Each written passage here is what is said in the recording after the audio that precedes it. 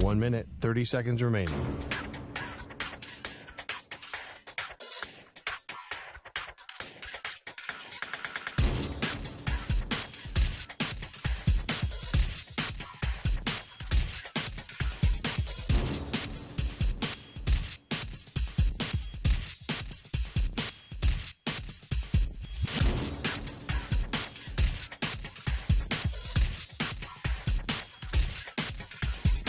One minute remaining.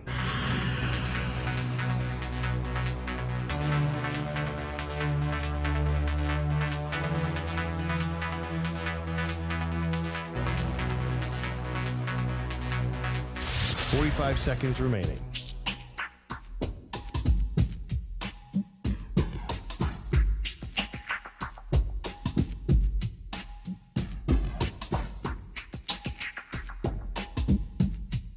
Thirty seconds remaining.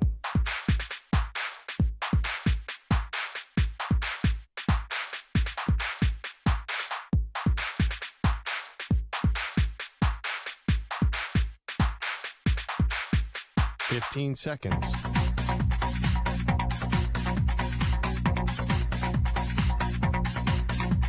Break ends in 5 seconds.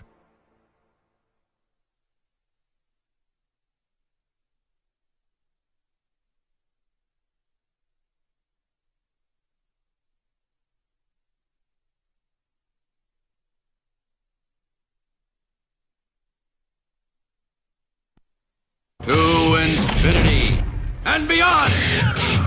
He's live. He's nationwide. This is the Zach Gelb Show.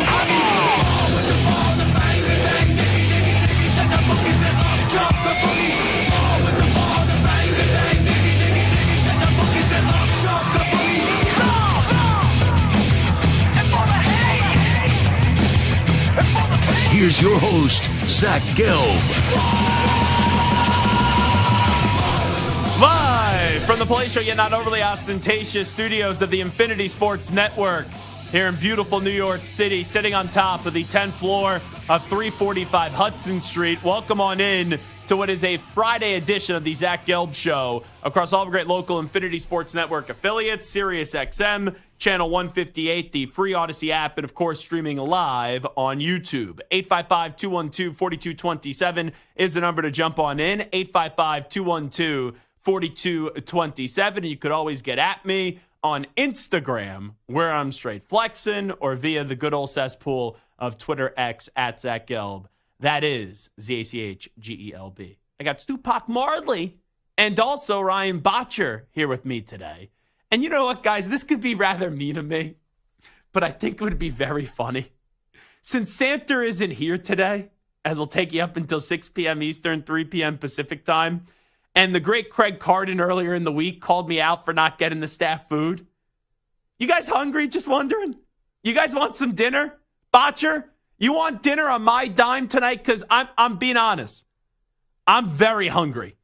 And I got Yom Kippur that starts tonight. So I got to eat something before the sun sets. And then I will be fasting all day tomorrow.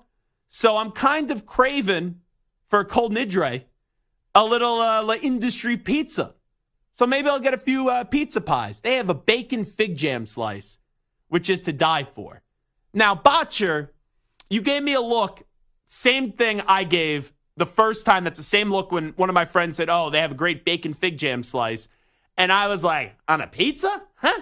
Like, it's absurd. Like, give me some pepperoni, right? Like, give me a little meatball. Give me a little sausage. It is delicious. So maybe I'll get 3 pies for everyone around here. Here's the only problem, though. I got to talk until 6 p.m. Eastern time. Now, I don't know about you two. Since Stu usually runs the board, Stu's in the producer chair. Now you're running the board today. Can one of you guys, or could we find someone if I place the order, because you got to order it in advance, if I set it for, like, I don't know, a 4 o'clock p.m. pickup time? We got Hickey in studio at 4. Jim Zorn's coming up in 20 minutes. Ooh, now I'm craving some Zorn's chicken, which is a staple on Long Island. And then we got the great Patrick Peterson, Pat Pete, coming on by at 5 p.m. Eastern time. If I order 3 pizzas, we'll do 1 bacon fig jam pie. Then we'll do maybe a pepperoni and then something else. Yeah, one of you guys can go get the pizza if I put my card down? Absolutely. I will be down there as soon as it gets here. Stu will be like, I'll get the pizza, I'll take the pizza, I'll go home to my girlfriend, and I'll never come back.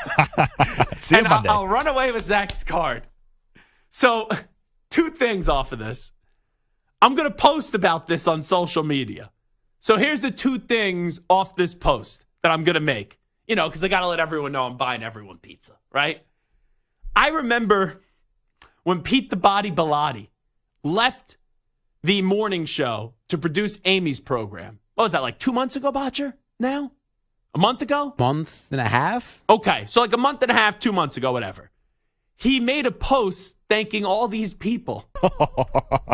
And I guess he worked, I don't know if he did or not, but I guess he worked with Samter, and he forgot to mention Samter. So Samter quote tweeted it, and he was annoyed, and he was sensitive by it. And he was like, I don't know how I should feel since I was not mentioned, and there was like 25 people mentioned. So when I post this pizza, if Moist Mike is seeing it online, Stu, do you think Samter will tweet about it and feel some type of way? He'll definitely feel a type of way. Now, will you get a tweet about it? I think that's 50-50. Okay. He might not even be on his phone, to be honest. But if he sees Since it's it, an off day for him? He'll feel a certain way for sure if he sees that. All right. I guarantee that. So I'll order some pizza. During the break, I will place the order. I'll get us 3 pies. Oh, Marash is going to be happy down the hall because I'm bringing in pizza. And, man, he's going to be jumping up and down like a fat kid in a candy store. So it's a good way to kick off a little Friday here and send us into the weekend nice and full with some za. All righty. Craig Carden, you got what you wanted. You got me digging into my pockets and paying for some pizza. And let me tell you something. I don't make as much money as Evan Roberts and Tiki Barber have in their career. So if I'm extending the olive branch here and bringing pizza to people here in our 345 Hudson Street studios, I expect the favor to be returned down the road at some point. All righty. Let's get into the game last night. I don't know about you guys. 49ers Seahawks, and I have multiple TVs in my apartment. But last night, I was all into the Tigers-Guardians game, and I thought that even if the Tigers lost that game, which they ended up doing so, that they'll win on Saturday because you got your ace in your back pocket in Tarek Skubal, even though you're going back to Cleveland, which is going to be a tough environment. But there was a moment where McKinstry hit that home run where I'm thinking to myself, oh, the Tigers are going to win this game. So give credit to the Guardians. That's why they've been so good throughout the regular season. But when you have multiple TVs, like you got to pick which one you're going to put the sound on. The baseball got the sound last night, and the football, it was on another TV, but it was kind of like in the background. So I had the Guardians-Tigers game sound on, Guardians win, and now we'll see Game 5 on Saturday, which I'm very pumped. Big college football weekend, and you got my guy Tarek Skubal on the mound. I can't wait to watch that one and see if kind of the little engine that could of the Detroit Tigers could say choo-choo and find a way to come to town in New York and go up against the Yankees. Because, Stu, congratulations to your Yankees. In a very boring series, they were able to find a way, even though they made you break a little bit of a sweat after Game 2, but you knew that the Yankees were never losing that series. They're off to the ALCS. So let me get your take real quickly, Stu. Yankees off to the ALCS. I know it's not something that you're going to be jumping for joy about, but the job's not done yet, but it's good to at least take care of business and not have to go through a Game 5 where the Royals would have literally nothing to lose, because if they would lose that series, it's like, oh, whatever. But the Yankees, all the pressure would have been on them if they had to go back to New York. Yeah, Game 5 would have absolutely terrified me, even at home. So, yeah, they avoid that. They advance. They probably have a decent chance of making the World Series, I would say. And if it is the Tigers... They should. If they don't make the World Series, they disaster. should. They absolutely should. People should get fired, right? Yeah, and because this is forced to a Game 5 in the Cleveland-Detroit series, if it is the Tigers that advance, they'll only probably have to face Skubal twice instead of 3 times, which will definitely benefit them. Because he would pitch on Saturday. Yeah. And then he probably wouldn't be able to get to go to Game 3. 3 and then 7. You could do short rest at one point if the series goes that far. I'll tell you, I'm going to Game 3, which is an 8:08, I think, start time. So I'm going to Game 3 I have tickets for. I got invited this morning to Game 4, which I don't know the time yet. And that's on Thursday. And I'm actually going Monday. I'm covering Bills and Jets, which is a night game. So I got a big sports week upcoming. But I'll say this, Stu, and you could actually benefit from this. Look at me just giving out gifts left and right. Because, game 3 would be in Detroit. Never mind. I spoke too quickly. If Scooby was pitching in the big ballpark in the Bronx, I would have got us some tickets. Maybe if as long as it doesn't interfere with the Mets, and it doesn't, like if there's a night game and I don't got to take off because of work, maybe I'll find a way to score some Yankees ALCS tickets, and we'll make a little trip to the big ballpark in the Bronx.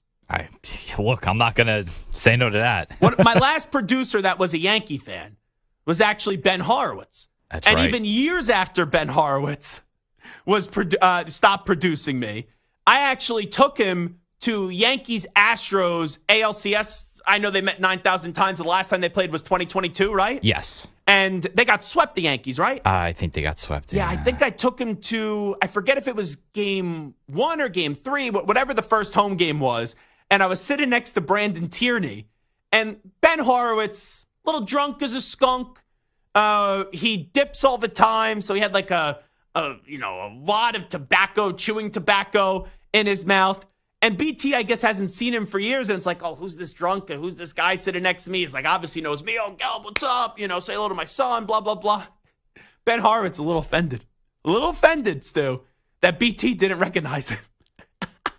I was going to say, I'm pretty sure he worked on that show when it was when BT and Tiki were in the mornings. But he was like in the newsroom, right? I think he filled in for Bilotti. Enough? Yeah, with Samter. Well, maybe Ben hasn't aged then properly. Yeah, maybe not. Maybe he's aged poorly. But no, anyway, all kidding aside. That was the last time I had a Yankee fan as my producer. So maybe we'll find the way to scurry to the Bronx. It really would be something if the Mets and the Yankees got to the World Series. Because then we would have Stu going up against me, and I would probably not talk to you for a week. Because I would allow myself to be a petulant sports fan in that regard. Yeah, I can see that. I got my best friend, the hosts I work for, and then my girlfriend, all Mets fans. Work with. No, I don't like work with. Oh, your girlfriend? Oh, She's your a Mets girlfriend fan. is a Met fan. She is, yes. Yeah, your girlfriend popped up on my feed with, she follows me, we follow each other, obviously, and you. And I saw that she was wearing like some Mets shirt or something the other day. She is a Mets fan, yes. Yeah. So she's the smart one in that relationship. Can't but deny that would really be something. And then clearly tonight, you got Dodgers and Padres. But when we get to the game last night, 49ers and Seahawks, I don't know about you, Stu. This was just kind of my feel on the game.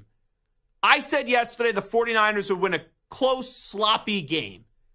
The 49ers got out to that 16-0 lead or whatever it was. The Seahawks end up getting a field goal or a touchdown on the board. And then you had the big special teams play. It started to become a game, but I never thought to myself that the 49ers were going to blow it like they did last week up against the Arizona Cardinals, because the 49ers were due to win, and the Seahawks, who started the year off 3-0, you know that they're overrated, and now they're evening out the Seahawks, and I think they're going to be more like the team that we saw last night, where there's games that they're in, there's games that they could make them appear to be close, but when you go up against the better competition, the Niners are going to win a game like that. And San Francisco, I think, sent the message to the football world last night, hey, we're still here. We deserve the benefit of the doubt. And I look at the Seattle Seahawks, Stu.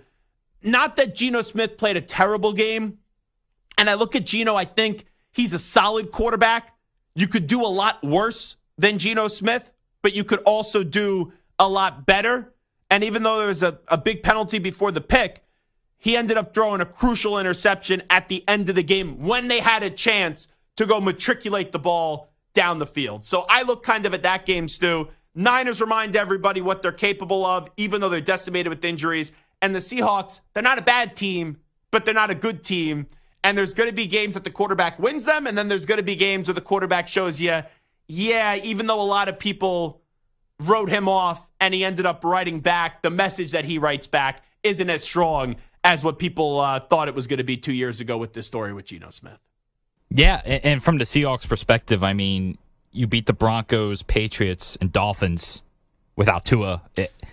I know 3-0 is 3-0. You're happy to win 3 games, but I think misleading. It's a little misleading, and I think since then you've kind of seen like, okay, this is a team that's probably gonna be pretty average. Maybe they'll win enough games and make it a conversation to maybe be in the playoff hunt. But I don't know. It's just a team that's kind of, I feel like, in that mediocre middle that we always talk about sometimes. By the way, there was a few pitches late in that game that were taken deep in the Yankees and Royals.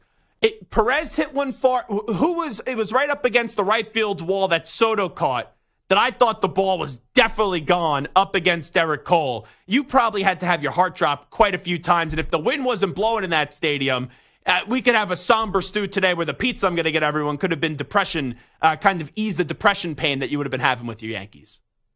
Yeah, the fact that they were in that ballpark and not Yankee Stadium. I think if that was the Yankee Stadium, there would have been several shots that were over that right field wall. Yeah, so look, he pitched a great game, Garrett Cole did, but there were some hard hit balls. Like, he wasn't perfect and absolutely dominant. Like, there were a few chances for the Royals where I was like wipe the sweat off your forehead. Yes, very much so. All right, it is the Zach Gelb Show on the Infinity Sports Network. Big matchup this weekend. Commanders and Ravens. Jaden Daniels up against Lamar Jackson. Will bring in a former NFL quarterback and coach. Someone knows about being a dual threat quarterback, Jim Zorn, when we continue after these short messages.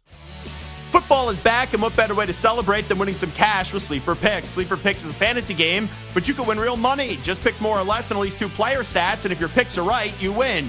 You can pick up to 8 players to win up to 100 times your money, and Sleeper has a couple huge offers to kickstart the football season. For new users, Sleeper will match your first deposit with up to $100 credit to your account. And if you've already played, Sleeper's got discounted player projections for you every week of the season.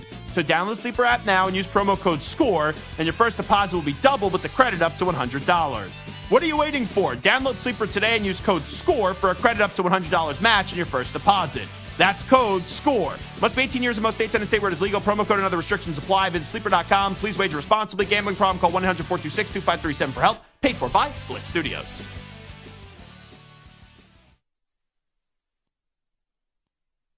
You're in a 4-minute break.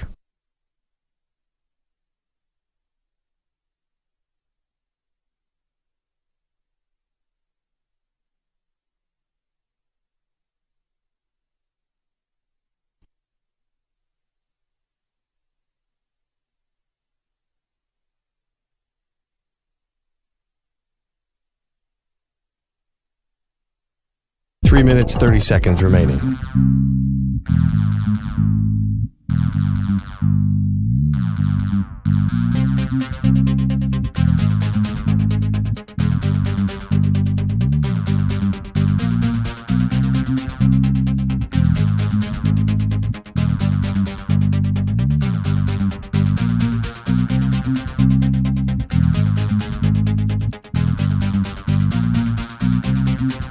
Three minutes remaining.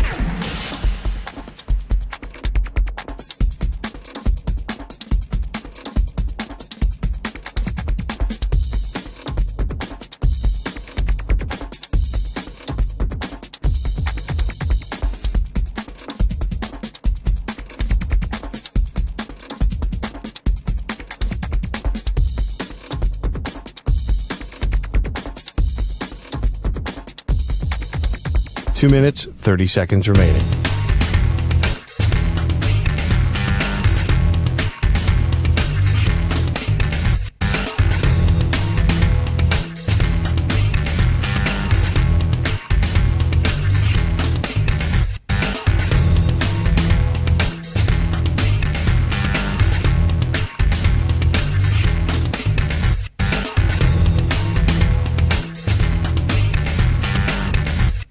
Two minutes remaining.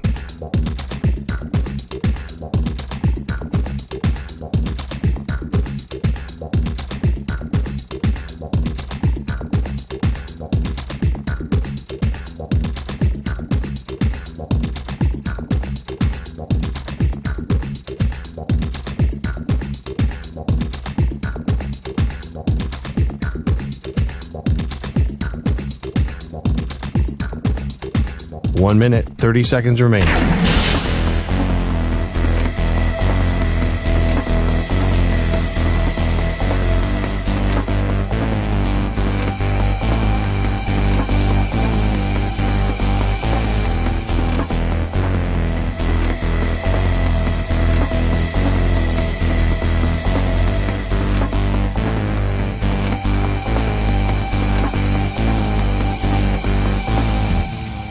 1 minute remaining.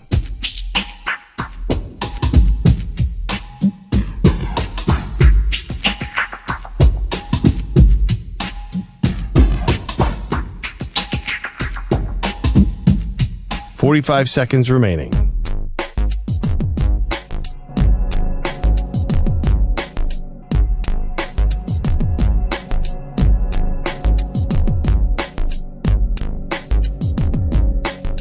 "30 seconds remaining.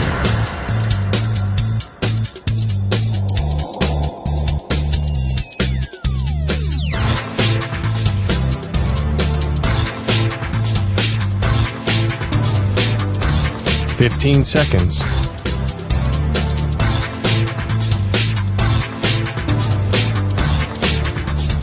Break ends in 5 seconds.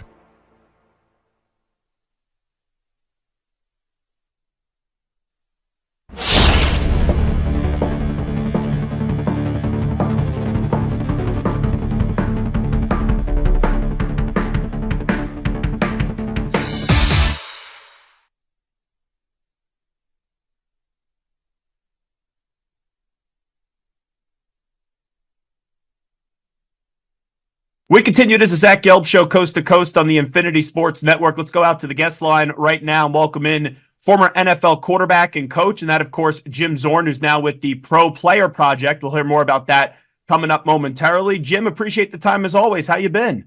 I'm well, and I'm fine. I've been doing a bunch of things. I'm still in Seattle, and I'm following the Hawks.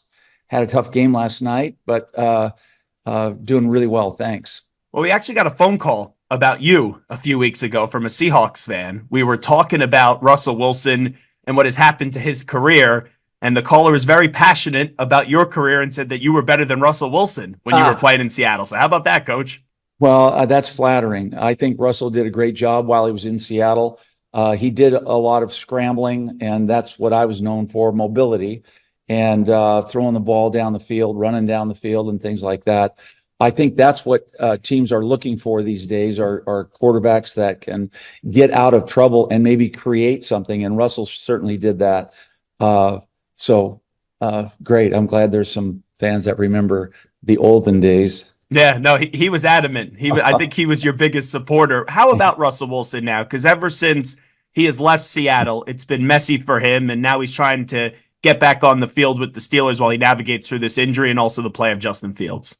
Yeah, I think that some quarterbacks maybe adhere quickly to a new situation because of how they get presented the offense and what freedoms or actual maybe more technique, more fundamentals come into play. So some respond to that, and some it takes longer to do that. The disappointment, obviously, is that Russell got injured, hasn't been able to see the game.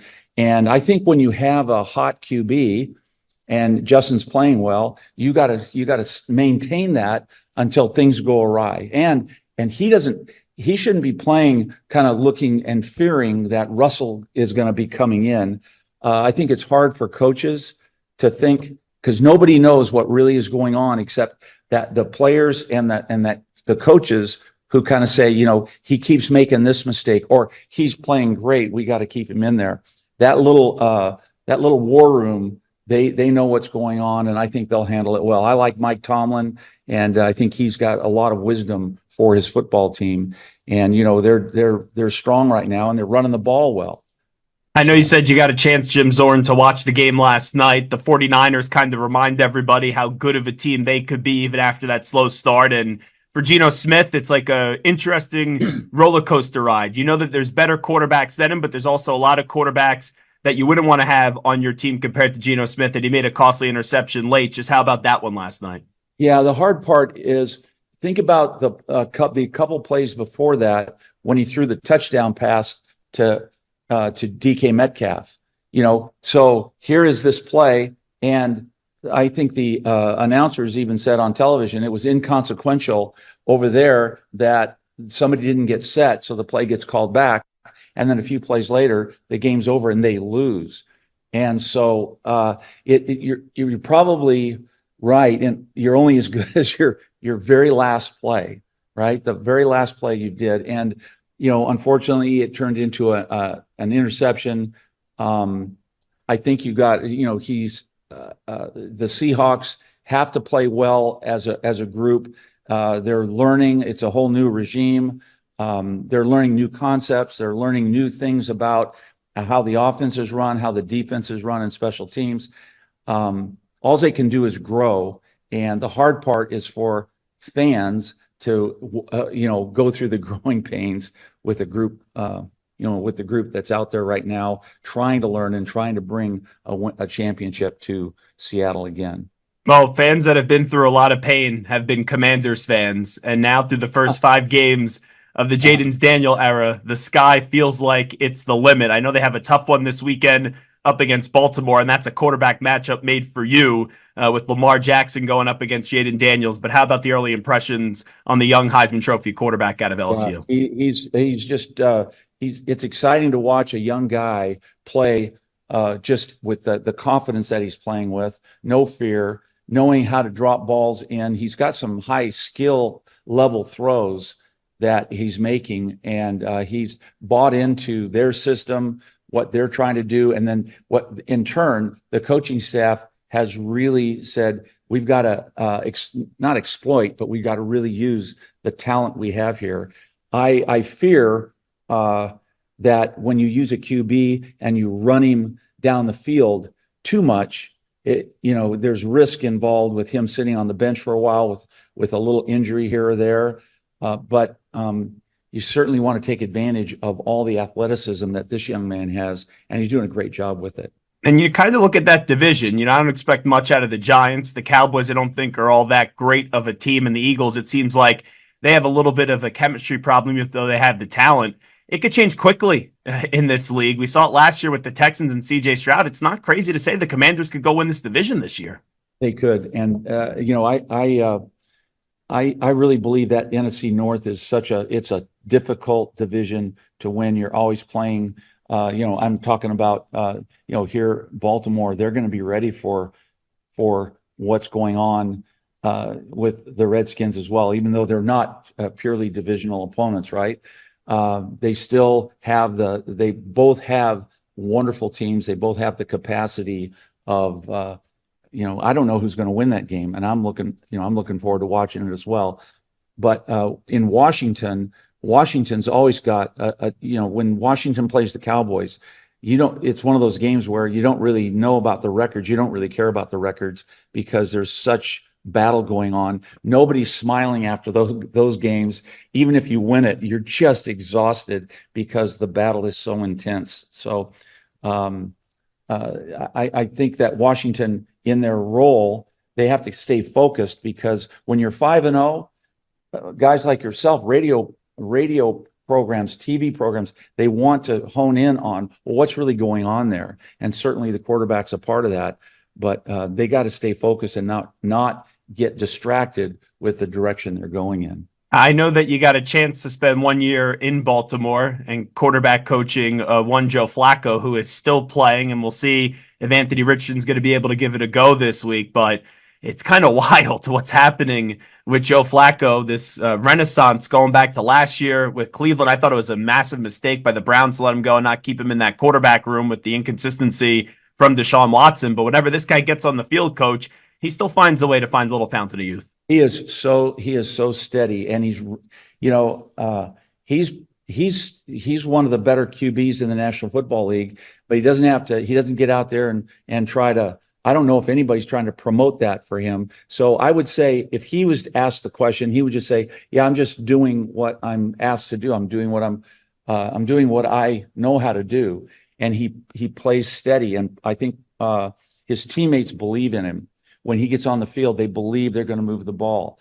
And he doesn't get high and low with all the emotional things that go on during a game.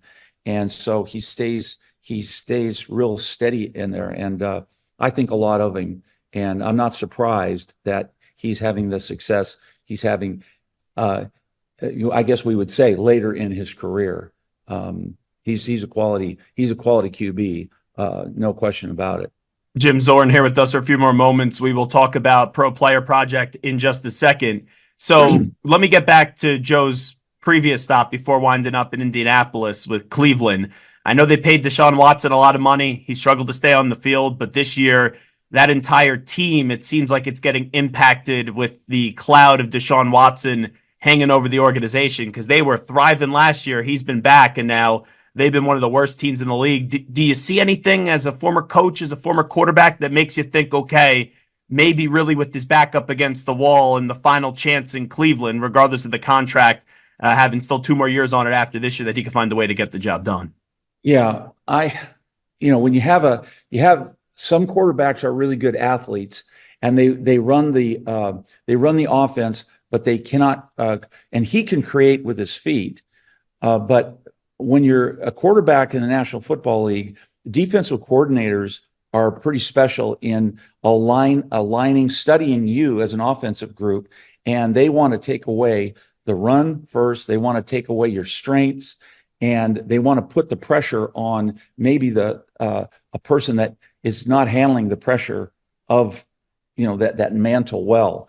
And I think that's in my impression, and I'm not there, I think that's what happens in this situation. Without a QB that can, and I don't know what their QB room's like or what they allow Deshaun to do or not to do, but when you're on the line of scrimmage and you see certain things, the better quarterbacks can say, there's where my problem is. I've got to do something about that. Either go this way or protect myself over here. You got to do something. And if you can't do it, if you can't speak it and make the changes because you don't understand it, then you really struggle. Then all you can do is run plays. So, you and I, we're not in that room, I guess. None of us are. And only those people that know are. Maybe that's, I would just speculate that you can only use what they can perform on the football field. Would you like to have it more? And then maybe that's what Joe did, because Joe, I know what Joe can do, and he didn't get rattled. He just said, "Oh, well, I've got this. I'm going this way. I've got that. I'm going to protect myself over here so I can get the ball off." And that's what that quarterback is doing. And then when he does it, everybody else around him believes it, and it makes the offense really roll down the field. Let me take you back to the start of your coaching career, because we're a national show, but one of our great affiliates is KTIK in Boise. And I know that you started your coaching career on the offensive staff in the late 80s, early 90s in Boise with Boise State. So reflect a little bit about those days. Yeah, I went in and I shared an office with our running back coach. And I was just, here's the playbook. Let's go do this. And my first coaching my first coaching responsibility was coaching the quarterbacks. And then I had coaching the quarterbacks and the kickers. And then I had coaching quarterbacks, kickers, and the wide receivers. So I had a lot. But the thing that at the college level that is way different than the NFL level is the recruiting, is trying to recruit while you're coaching. And that was a big learning curve for me.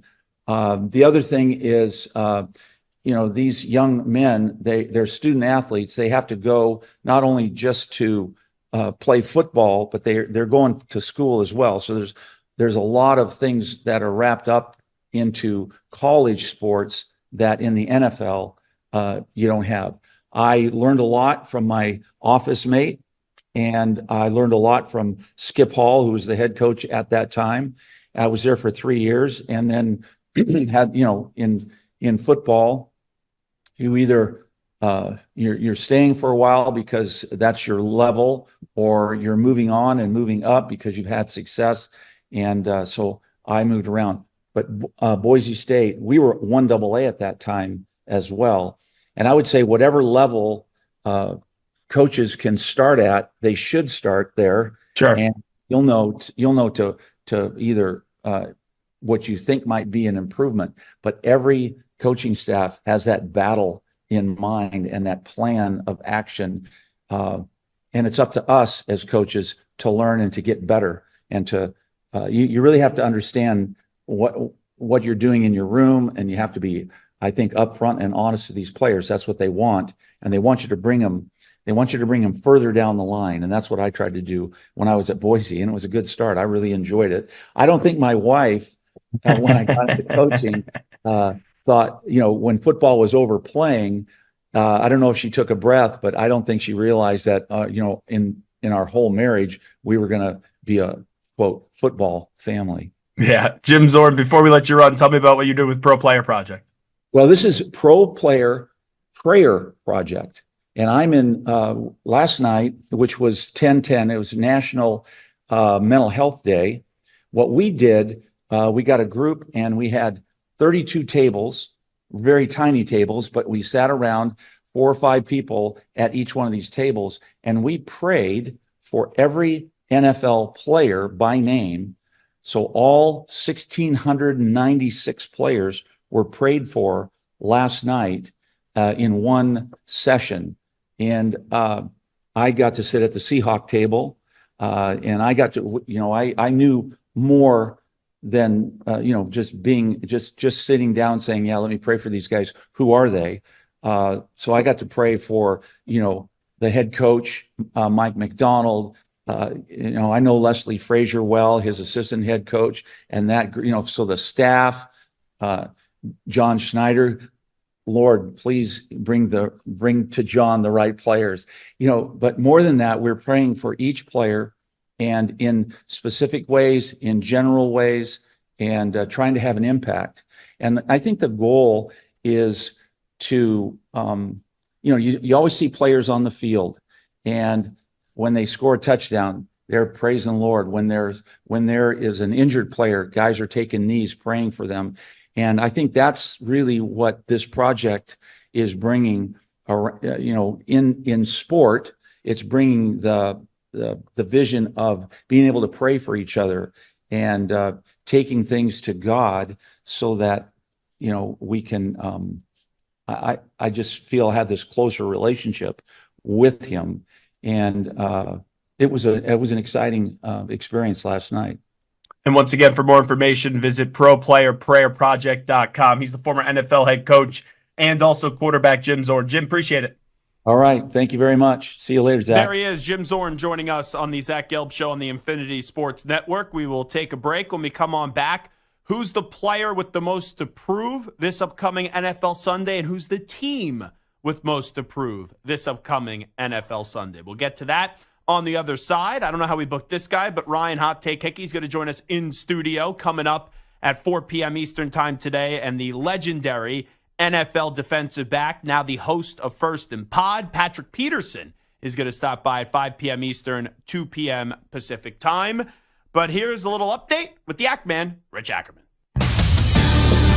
Infinity Sports Network Sports Flash. Russell Wilson will finally be on the field Sunday for the Steelers, but as of now, he will be the backup to Justin Fields. Colts running back Jonathan Taylor will not be on the field Sunday as he'll miss another game due to his ankle injury, but Anthony Richardson will be under center against the Titans, who will have their quarterback as well. Will Levis will start despite a shoulder injury suffered last week. Giants wide receiver Malik Neighbors will miss his second straight game with a concussion. Top 25 college football, number 16 Utah meets Arizona State in Tempe, and Cam Rising expected back at quarterback for the Utes after missing 3 games with a dislocated finger. Last year, a pair of wild card teams battled for the National League pennant, and the same scenario could happen this year. The Mets have already advanced and will face the winner of Game 5 tonight between the Padres and Dodgers in L.A., and the Padres have been a brash bunch. They have not backed down, but they did fail to wrap up the series at Petco Park last night. The pitching matchup for this evening's deciding game will be Game 2 winner Yu Darvish going for San Diego. Yoshinobu Yamamoto, the $300 million man for the Dodgers, will be on the mound. I'm Rich Ackerman. This is the Infinity Sports Network. Follow us on Instagram. Our handle is Infinity Sports Network. That's Infinity Sports Network to follow us on Instagram.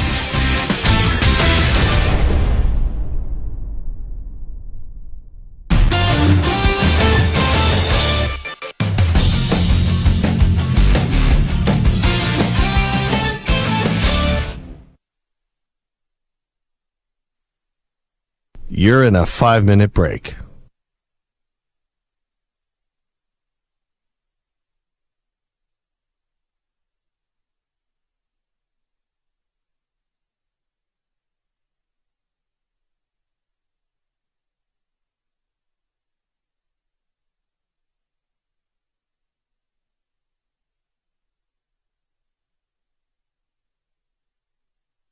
4 minutes, 30 seconds remaining.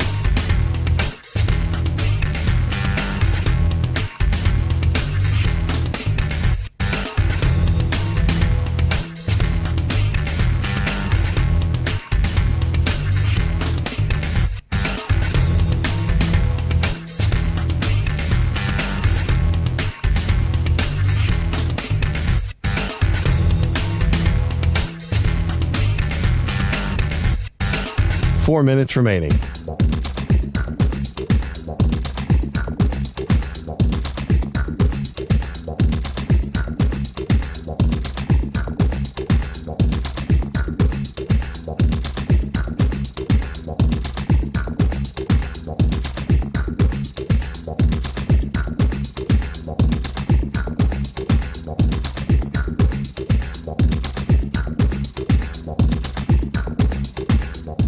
Three minutes, 30 seconds remaining.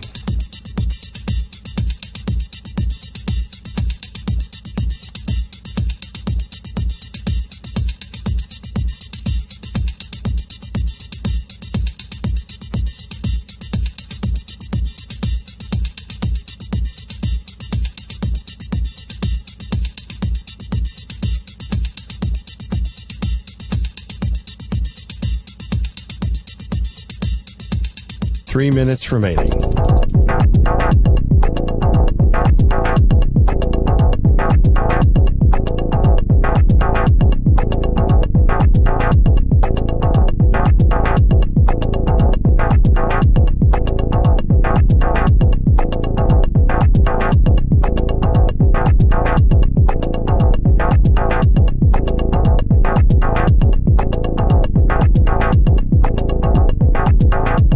Two minutes, 30 seconds remaining.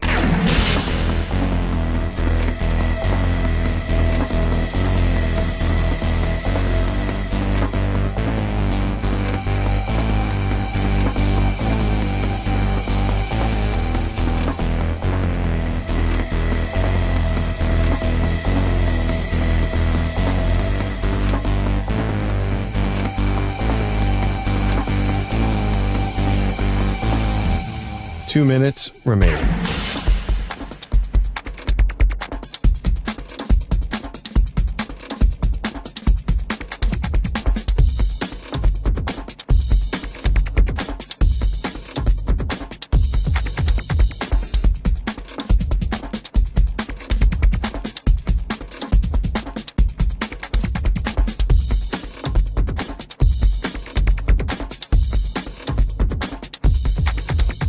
One minute, 30 seconds remaining.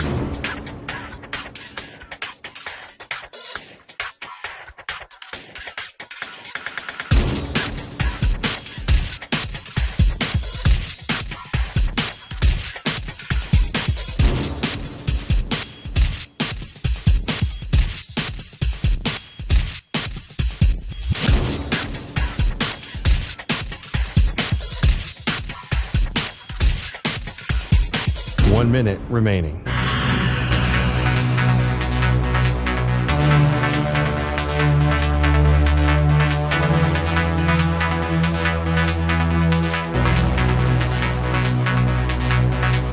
Forty-five seconds remaining.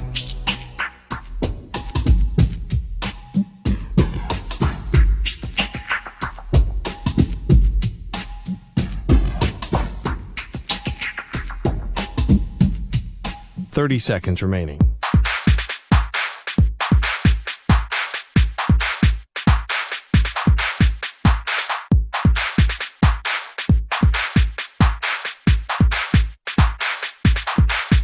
Fifteen seconds.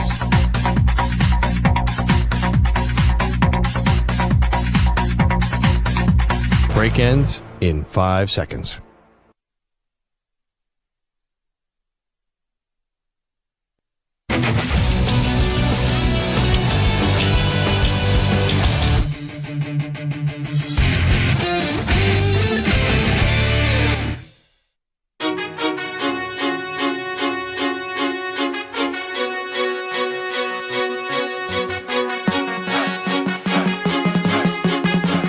Welcome back to the Zach Gelb Show. Alrighty, it's time to ask the pros. You, the listener, gets to ask us a question. It's brought to you by O'Reilly Auto Parts. Simply tweet your question at INFSportsNet or at Zach Gelb using the hashtag #AskThePros. Be listening later in the show when we might answer your question. Think O'Reilly Auto Parts for all your car care needs. Get guaranteed low prices and excellent customer service from the professional parts people at O'Reilly Auto Parts. We have ordered our pizza. So this is what we ended up doing, boys.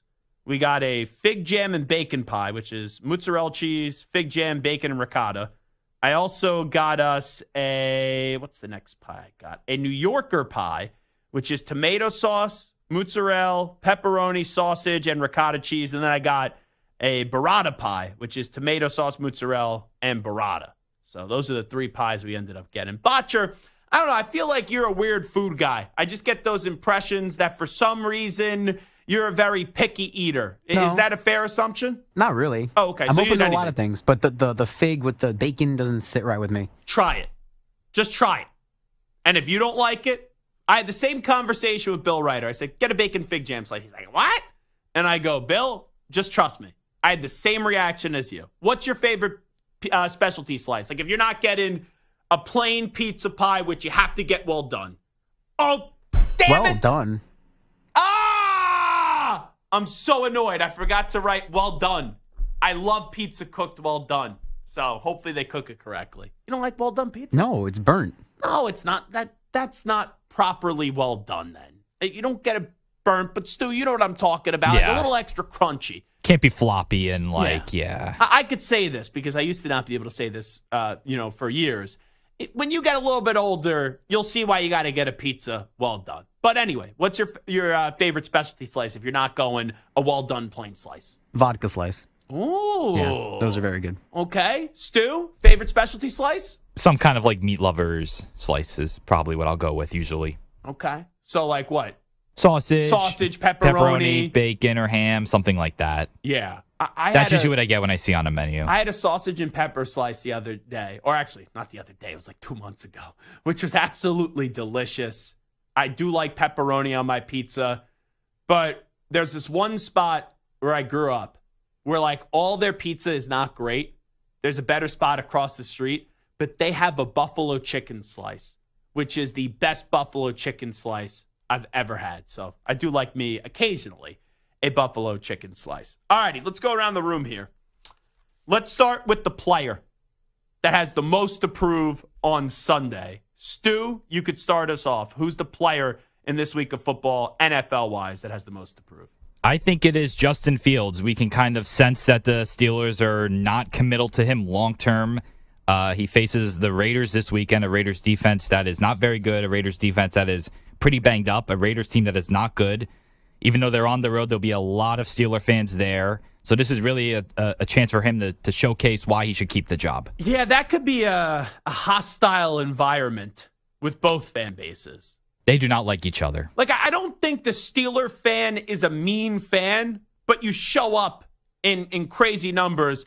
The Raider fan, I don't think the Raider fan is only mean when the 49er fan is in the building. And there are some 49er fans that are absolutely despicable. But I feel like you see violence with 49ers and Raiders fans. I don't think there's violence necessarily between Steelers and Raiders fans, but with how the Raiders fans dress with all these costumes, that's a game that when you're going to, it just could be a very interesting vibe. But I like the Justin Fields part because it seems like it's week to week with Justin Fields. Quite frankly, I still, even if they lose this game to the Raiders, man, even if he throws for 350 yards, they're going to bench him because you can't lose to the Raiders, even if it's not his fault. But I would like to continue to see the Steelers start Justin Fields. All right, Botcher, what do you got? Who's the player under the most pressure this week? Caleb Williams. They're 3-2 going to London facing Jaguars. Jaguars giving up about 400 yards a game. So if he does not perform, I know he's been solid the last 2 weeks. Had a 300-yard game last week and 3 touchdowns and no picks the last 2. But he's got to do more. It's hard to say. Well, he started to lately, like you alluded to, do more. So I think now people are back on the Caleb Williams train. Where like 3-4 weeks ago was, I don't really like what I'm seeing to start the year, even though I really didn't think it was his fault. The offensive line has been absolutely terrible there. Now I think after what has transpired the last 2 games, people are like, aha, this is what we're starting to see out of Caleb Williams. But you know what? I actually think the Jags are going to win this week. I was thinking of taking the Jags in picks, but you know what? I'm not going to do so because that's the ugliest spread this weekend.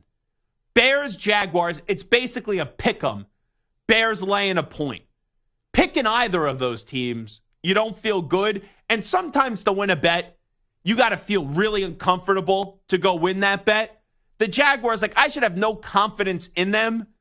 But the Bears now, people getting back on board, right? They won the last 2 games against the Rams and the Panthers. Caleb Williams is playing well.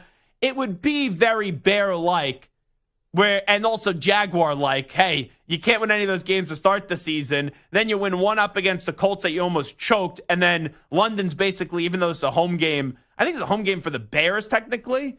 But we all know the second home for the Jaguars is London. I have a feeling that the Jaguars are going to win the game this week, and I do. All righty, my player is Jaden Daniels.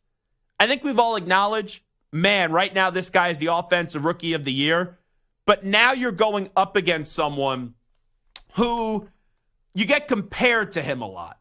And let me play this audio clip real quickly, Botcher. This was Dallas Turner, who got drafted this year in the first round by the Minnesota Vikings out of Alabama. So he's gone up against Jaden Daniels a few times. And this was on an interview we did with Dallas Turner right before the draft in April. And just listen to what he said when talking about Jaden Daniels and Lamar Jackson. Just curious, since you did go up against Jaden Daniels quite a few times in college, what would you tell a team that's thinking about maybe taking Jaden Daniels as a quarterback? Hey, he threw for 350 yards and ran for over 250 yards in the SEC game. That's all you got to say. Yeah, man, I can't wait to see what he does. He reminds me like Lamar Jackson, except just with a better arm, I feel like. I love LJ. LJ is my favorite quarterback, but he got potential to be better than him, in my opinion. I ain't gonna lie, from what I've seen. So that's some big praise. Lamar Jackson, say what you want about the postseason struggles. He is a 2-time MVP in his young NFL career, but this is a fun measuring stick game for Jaden Daniels and for the Commanders, who are 4-1, right? The Ravens, they have now won 3 in a row. So you get in the Ravens when they're hot. The Commanders have been off to this crazy start. I think there's a lot of individual pressure on Jaden Daniels this weekend. Not that anyone's going to crush him if they necessarily lose, but this could be like the big national arrival moment. I know he had that a few weeks ago, a little bit on the primetime game up against the Bengals, but this would be to a different level if you could do it up against the Ravens going to Baltimore and going into their house. So I put the most pressure on Jaden Daniels this week. Stu, who is your team under the most pressure this week? I think it's the Tampa Bay Buccaneers who are going to the Saints this weekend. Now, the Bucs are 3-2. They're going to New Orleans to play a Saints team without Derek Carr, a Saints team that has lost 3 straight. It's just a really important game for them because they can go to 4-2. And then after this Saints game, they have the Ravens, Falcons, Chiefs, and 49ers all in a row. So they could have a few losses there. So this is the game I think they just have to win. And you just can't lose this game, too. Also with Derek Carr going out, and now a little intrigue with Spencer Rattler, who is in all likelihood going to get the start for the Saints. So it's a moment for the Bucs. You're right, with the experience and what Baker has become now in Tampa Bay. It's one of those games that you can't lose. I'm not going to say it's a must-win. I'm not going to say, well, it could be you got to have it. But you really just can't lose this game. There's a lot of different scales there that we could go. All righty. Botcher, who's the team under the most pressure in your opinion? You mentioned them earlier, the Pittsburgh Steelers. They need to win. If they lose to the Raiders with Aiden O'Connell at quarterback, there's no coming back. They're competing to be an AFC North contender. The Ravens and them seem like the only two that are actually in it right now. And if they just drop this one to a team that's dysfunctional as ever, it's not good. You know what? I'm going to change my answer here. When I first threw out this question, I was actually going to say the Detroit Lions. Because the Cowboys, to me, are not a good team. The Lions have the opportunity, in my opinion, and I think they are the best team in the NFC. I would really like to see the Lions walk into Jerry's World and take it to the Cowboys. I'm going to go with the Eagles. The Eagles are coming off a bye week. You're playing Deshaun Watson and the decrepit Cleveland Browns.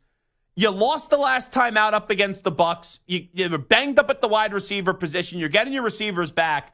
The Eagles not only have to win this game, I actually think the Eagles got to cover the spread this week. Because if the Eagles win a close, sloppy game, I don't think it's going to be a moment where you're like, oh, I feel great about the Eagles. But if they could really take it to the Browns and blow them out and show you what they've been the last few years, or excuse me, what I mean is when they were 10-1, and then what they've been since has been just really bad. Maybe, I'm not going to say it's going to fully restore confidence, but maybe it sucks some people back into saying, okay, bye week, quarterback, and the coach got on the same page, and then you build some positive momentum moving forward. But if they lose that game, Nick Sirianni may be joining Robert Saleh in the unemployment line. That could be a possibility.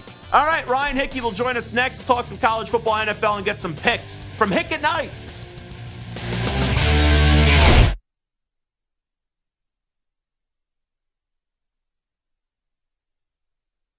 You're in a 5-minute break.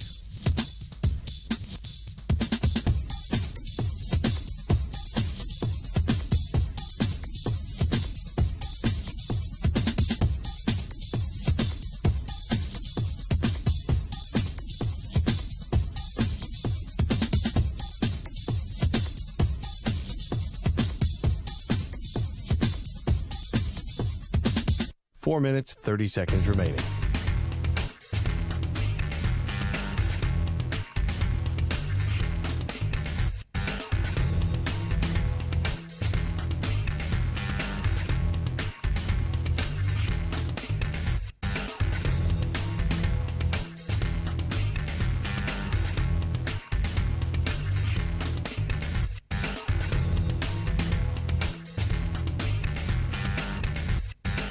Four minutes remaining.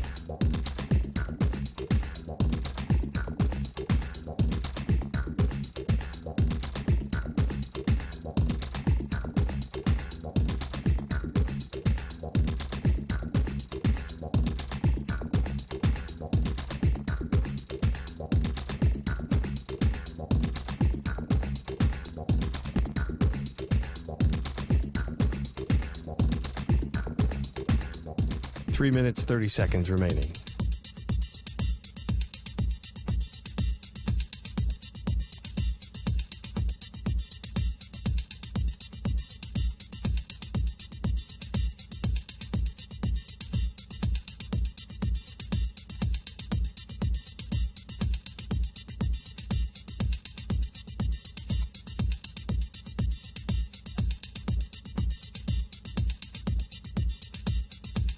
Three minutes remaining.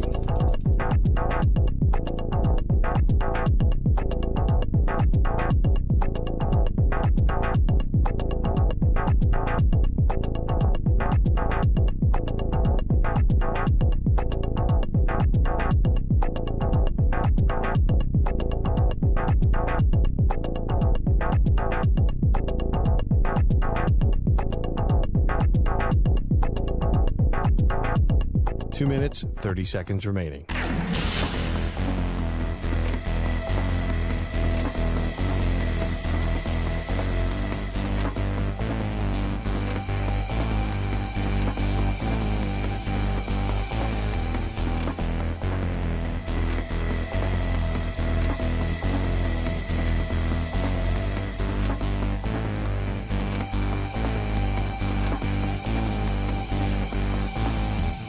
Two minutes remaining.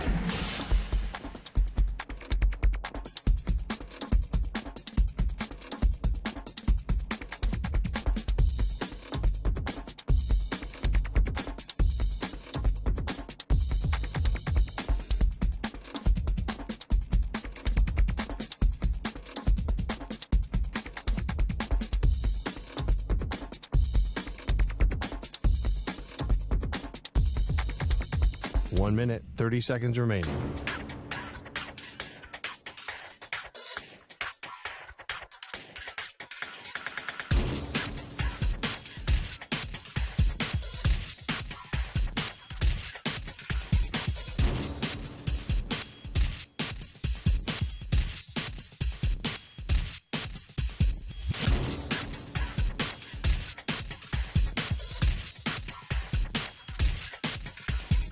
1 minute remaining.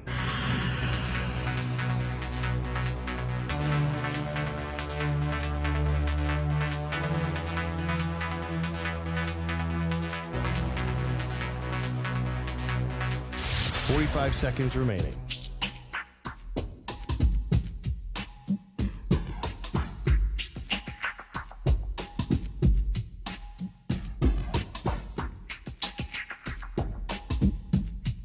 "30 seconds remaining.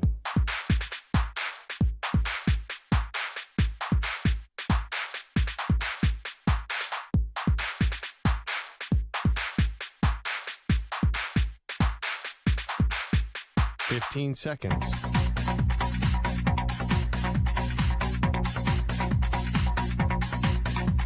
Break ends in 5 seconds.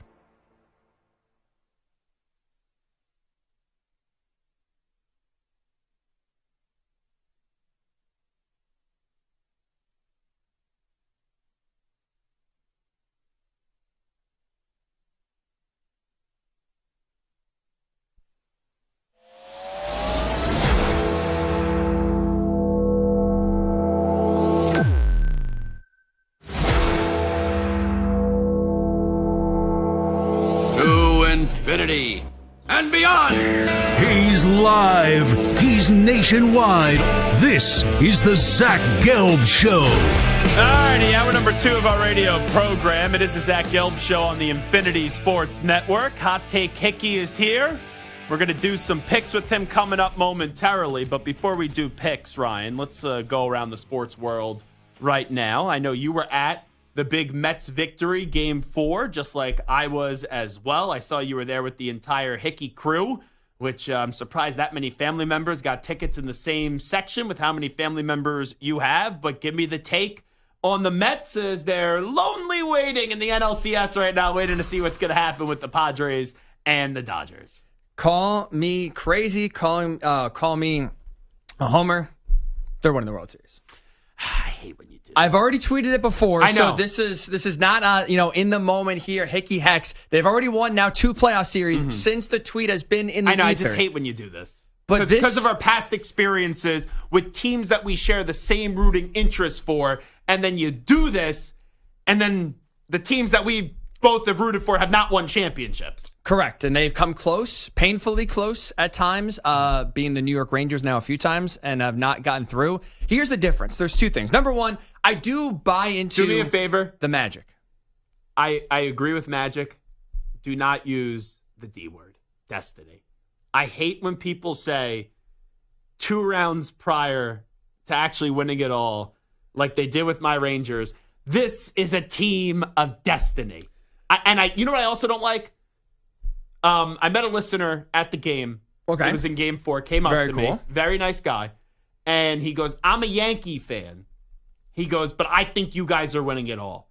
Those are the 2 things, my pet peeves. When people say a team of destiny, when a team gets hot, when they still got work to do, and then also when other fans don't have confidence in their team, so then they already try to prop me up and make me think my team is winning it all. I will then refrain from using the D word since it's banned on the show, and I'll instead phrase it this way. Everything that's happened this year, the OMG song, Grimace, but even on the field. No, she's out. Why? She's out. No. Why are we banning the Hawk Tua? Seymour Wiener, I'm in for the veteran of the game. You're in for Seymour Wiener, but not the Hawk Tua? I'm in for the hot dog eating dog, Iggy Glizzy. Or Glizzy, Iggy, whatever it is. I'm in for everything except Hawk Tua. Why? Because you don't like a little Hawk Tua? She's trying too hard. She is Who trying cares? way too... Not for me. Sweetheart, set it out. Go find Wait, another now, team. hold on. You know Every win, she tweets, oh, let's go Mets. Hawk Tua's on the Mets. No. The Mets were on this run well before she came in. They were a joke because of her. And she's had no impact on the season. She cannot get on the bandwagon. You know what's going to happen, though? Now, since you're anti-Hawk Tua, which is surprising that you're anti-Hawk Tua, is that this is going to be the curse. I've been anti. This is not waking up after Game 4 and now I'm touching the money. You need to apologize to the Hawk Tua girl. We can't have any negative mojo going on When here. was that? August, if I remember correctly, Who right? Who cares? She's been on board. I'm saying, my point is, I've been out on her since day one. This is not one of those, I woke up this morning and now I'm touching the money or ruining the mojo here. I've been out on her for a while. Sure. You tell your girlfriend that you don't like Hawk Tua as well? I have not. I have not told her that. That's smart. You should probably not tell her. Yeah, I'll leave that one out there. So here's the thing, though. All kidding aside, and all juvenile jokes that I keep on making. I was working out the other day. Okay. And I have my Mets playlist, like all songs growing up associated with the Mets. And there's just a moment when you think about this team that even though for most of the year, right, in like April and May and June, I thought this team was cooked. And then there's that magic and they're starting to get alive. And then you're like, okay, they're going to find a way to get in the postseason. I've never allowed myself to get to the spot yet that they're going to win it all.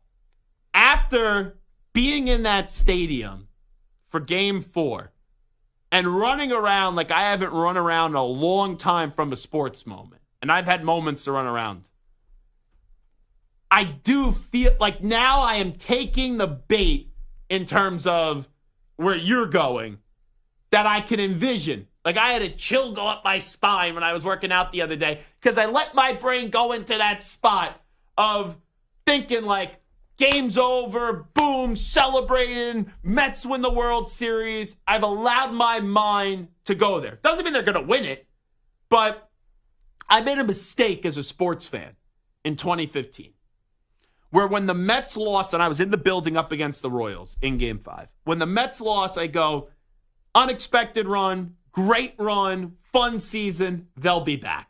Now that they're close again, and I haven't seen this team win in my lifetime, and baseball's so funky too. You look at the Phillies that I know they lost in the World Series, but the crazy run they went on 2 years ago, the Diamondbacks, I know they lost in the World Series.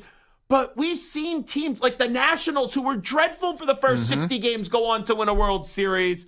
Now that we're here with 8 wins to go, and all they need to do is just go 8-6. 8-6. That's it.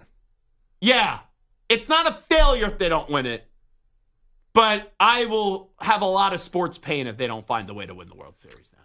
When I bought in, because I thought they were going to make the playoffs, but I'm not going to sit here and tell you. But that's coming from me. It's easy for you to buy in. You get like a little opening, and all of a sudden, Hickey like bursts in like he's the Kool-Aid man, and he's like, I'm all in with this team. Let's go. You are very correct. And up until 2 weeks ago, I was not saying World Series. I just get me in the playoffs, and then from there, I would have been happy with anything. But that game in Atlanta, where the Mets had to win to make the playoffs 1 out of 2, you're getting basically essentially no hit for 7 innings. All of a sudden, the 8th inning, you explode for 6 runs. In the house of horrors, where for our 30 years of our lifetime, Atlanta has been where Mets dreams go to die. To have that 8th inning, you're up now 6-3 in a game where, again, you win, you're in the postseason. To then allow 4 runs in the bottom of the 8th, and all of a sudden now, all those horrors come back at you. Here we go again for Francisco Lindor to hit a 2-run home run in the 9th inning. Take all the momentum back, send the Mets to the playoffs. Right there, I said, everything that's happened up to this point, Grimace, OMG, again, this incredible run since June 1st, like this is all not happening for them to just lose to Milwaukee, to lose to the Phillies. Pete Alonso's home run in the 9th inning when you're down 2-0 with your season on line. Yeah. This is not ending up with anything less than a World Series ring. It sometimes, very, very rarely, do movies mirror real life. This feels like a movie that is actually happening in reality. Okay, so there's Hickey's thoughts on the Mets. Just shocking, I know. I think World you need Series champs. I know. I think you need to apologize to Hawk Tua. Just don't run the risk of messing anything hard. up. Why are you every game watching them? Hold on. Nobody has. Don't try so hard. Maybe you take some advice then. Aren't you the same guy with the paper shredder, with the picks and everything? Isn't that trying hard? How is that trying hard? I'm not. All I'm trying to do if you ask me, is trying to entertain. She's trying to like be wrecked. She's trying to entertain too. No, she's trying to. And who doesn't like garner? She's trying to garner praise for the Mets run that she has no business deserving of. Grimace, give him all the praise. He deserves it. She threw out the first pitch for a good cause. And what happened? Yeah, great cause. Yes, was it to help rescue animals? I believe. Congratulations to her. Hickey doesn't like dogs. That's what I just took from this conversation. Anti-dog. Okay, let's get to a little college football. Sure. Let me start with your alma mater, Penn State. Yes. USC, I think this is a tricky spot for Penn State. I think they're going to win, But there is a part of me, I don't like the way Penn State has been playing lately since the West Virginia game. USC, there's no reason to believe in USC. I think it's not a trap game because it's USC, but I think this is a spot where Penn State has a lot to prove because Penn State under James Franklin usually loses a game like this, and they probably have no business in actually losing this game, if we're being honest. I'm actually not that nervous about this game. Because I know, like, it's easy to overlook because USC lost to Minnesota, and now they go from number 11 to unranked, and that loses what could have been a top 10 matchup. You lose sizzle there. I get it. But this is still, like you said, USC. There's been a lot of focus on going out west. Only a 3.5 point spread, too. Yes. But it's a sketchy CBS game. They have started off slow. It's inexcusable. I've been waiting for a faster start offensively, defensively. What gives me hope, though, that even I think we'll see another slow start, but I think they're going to win and pull away late. They're just so much better in the trenches. Offensive line, defense line, I think they're going to maul USC. Okay. USC in their 2 losses, they've allowed 483 rushing yards to Minnesota and Michigan. Yeah. Penn State's one of the best rushing teams in the country. Nick Singleton back. I think they'll beat them down in the trenches. You know what you've done, by the way, on social media that has confused me lately? What's that? When a team loses, like one game, I've seen you tweet in like 2 or 3 circumstances, oh, their season's over. Right. How is the season over now in this 12-team format where you could afford to lose a game? Because then it's also projecting ahead. Like, so, for example, a team that you haven't mentioned yet, but one that I know for sure said Missouri, Ole Miss. right? Ole Miss, okay. Mizzou, too. But, like, those are perfect examples. Mizzou, Ole Miss. Because you look at their schedules, you look at, okay, now that you lost the game you shouldn't have, who are you then going to beat to impress? In the case of Mizzou... So you're projecting into the future. Yes. I'm not saying their schedule 11-1. I mean, they're now 1 loss, it's over. But Mizzou has to play Alabama. Even though Alabama just lost to Vandy, and now I guess anything is possible, Kevin Garnett, is Mizzou beating Alabama on the road? No, they're not. So now you look, at best, you're 10-2. After that ass-whooping by A&M, probably an ass-whooping by Alabama, what impressive win do you have on your resume? 0. And then again, that's assuming you're winning games that you're supposed to win, and that was a game that we thought A&M was going to, or Mizzou was going to win. Ole Miss, same thing. Lane Kiffin can't beat good teams whatsoever. So now you lose to Kentucky. Tricky one here against LSU. You have still Georgia on your schedule as well going forward here. Like, they have tough games on the schedule. Ole Miss could be 9-3. You're like a hamster on the wheel right now. You're going 1,000 miles an hour. I'm sorry. I'm you're like tough. getting, this is the biggest weekend. Red. This is the biggest weekend. You're going nuts. Like, you gotta calm down. Calm down. All right, you mentioned Ole Miss. Ole Miss LSU. This is a seasons on the line game. The loser of this game, season's over. The winner, you still have a chance. You control your own destiny. Correct. At least. You have more confidence in Ole Miss or LSU? I'm actually taking, despite what I just said, I think Ole Miss is going to win. Classic Hickey. I think they're going to win. I like their offense a lot against this porous LSU defense. This would be Lane Kiffin's probably his biggest win if you want to, maybe the Peach Bowl against Penn State last year, if you want to count that. No one cares if irrelevant. Then this would be the biggest win of his Ole Miss career. On the road, which is tough. This LSU defense stinks. If Ole Miss can't win this game, you're in trouble. I'll take Ole Miss. Did Kiffin ever beat Bama? No, sir. No? Right? He gave them like a run for their money one time, like a back and forth. Got blown out another 45. time. Yeah, well, Yeah. Hold it, get your popcorn ready, then proceed to get down 20-0 right away. Okay, thanks, Lane. Okay. Kansas State, Colorado. Colorado, I thought had a very impressive win a little while ago against UCF, going down there, double digits. Now you get Chris Kleiman, who's one of the more underrated coaches in the country. Is this a Shedeur Sanders, Travis Hunter, Coach Prime? Huge victory. I don't think so. I like Kansas State's physicality, and I like their rushing attack. And I think when you try to get physical and bully Colorado, you can win. If you try to outflank and outskill, out-talent Colorado, especially their offense versus your defense, they're going to win. They still have a ton of talent, obviously. I still don't trust this Colorado offensive line right now to protect Shedeur against a good defensive line. And I just don't trust right now Colorado's defense, even though they've been better than I thought so far this year, to slow down Avery Johnson and this rushing attack. Give me K-State on the road. Okay, here's the big one.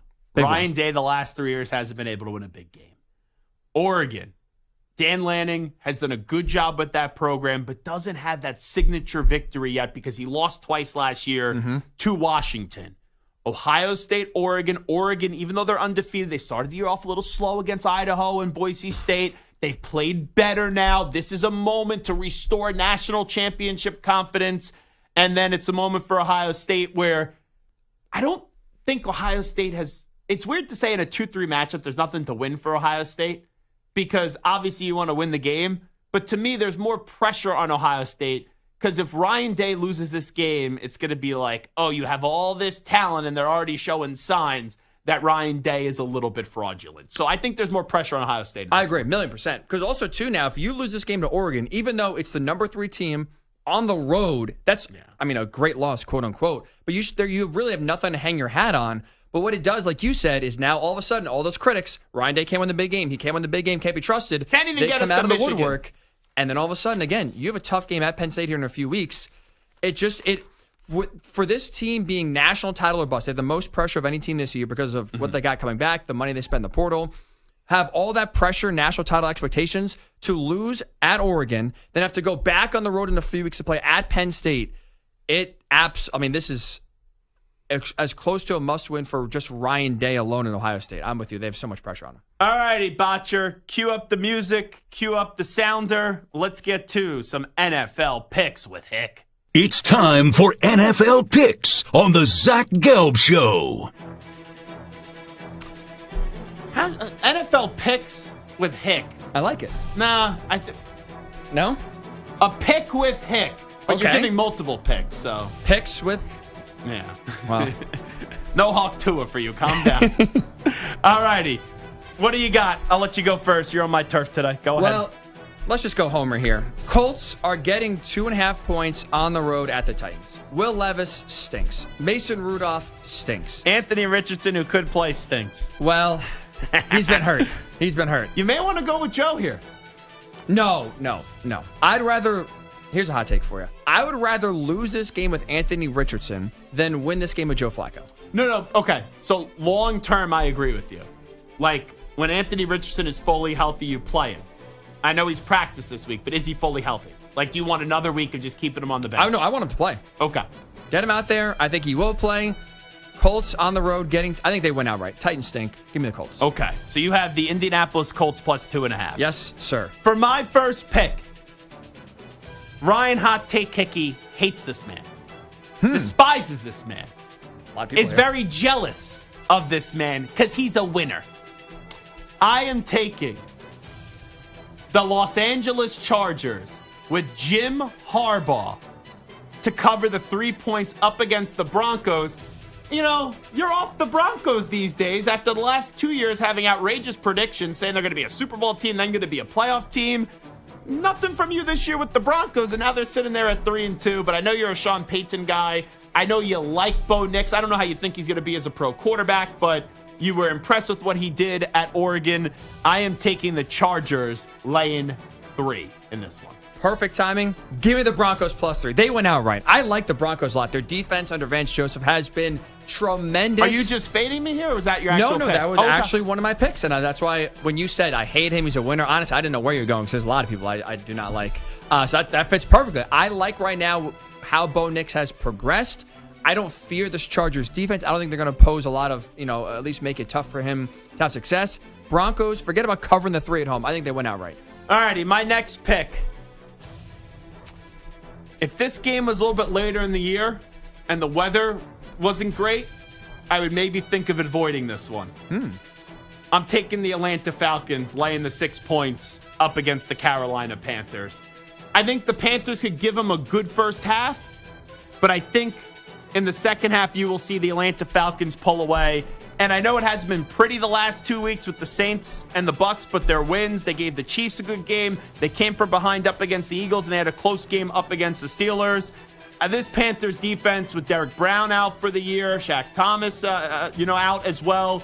I just think this is a spot where you finally get Atlanta pulling away with the victory with Shaq Thompson out and Derek Brown out as well. So give me the Atlanta Falcons laying 6 points. I hope so. We're talking about a close game here. Not good for Atlanta.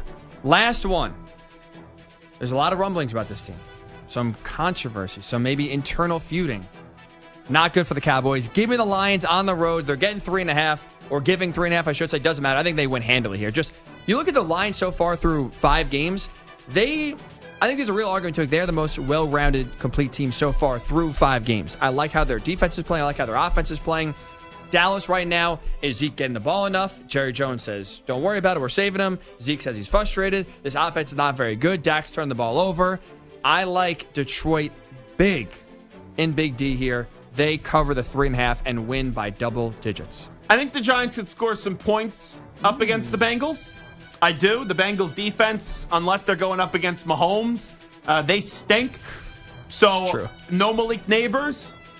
But still, is Daniel Jones going to play another good game? I'm going to bet against the Giants. I'm going to fade Daniel Jones. I think the Bengals, they start to get a little win streak here, back-to-back games. I think they take care of business. Oh, no, actually, they just lost to the Ravens, so 2 out of their last 3. Don't they play the Patriots next? I think that's what I thought you were projecting. No. They play the Browns next, the Bengals, which is probably a win. But anyway, I think they'll replicate a game like they did up against the Panthers, where they'll win 34-24. So give me the Bengals laying 4. So here are the picks this week. Hot Take Hickey with us. His picks: Broncos +3, Colts +2.5, Lions laying 3.5. I have the Chargers laying 3, the Falcons laying 6, and the Cincinnati Bengals laying 4. Now I put Stu out on a little mission today. You see, Stu's not here.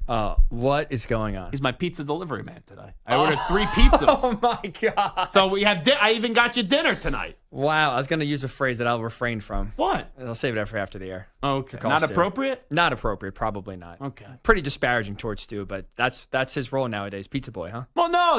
We needed someone to go get the pizza. I got to speak on the air. Botcher's got to run the board, and Stu was just standing there. Is there any occasion for the big Pizza Friday? Yeah. I had Craig Carden on earlier in the week, and it was, there was a Met playoff game, I think, going on. Okay. I forget when we had him exactly on, but it was for one of them. And I go, I miss you on a day like this, because I know Craig would have food that gave birth to food. And he was going after Tiki, going after Evan, going after Boomer and Gio. And then he goes, well, now that I think about it, he goes, you make enough money. You're like a bigwig on the network. You should get your staff pizza. So I felt like I was guilted into now getting the staff pizza. So is this and also Samter's not here today, so he's going to be annoyed at me for getting pizza. So I kind of find that funny. It's good show content. I like that. Maybe Samter could be off every Friday. We'll just have Pizza Friday every Friday. He's pretty much off every day now. It's going to be Mike. It is the Zach Gelb Show on the Infinity Sports Network. We will take a timeout. When we come on back, 5 things to watch this weekend in college football. You're in a 5-minute break.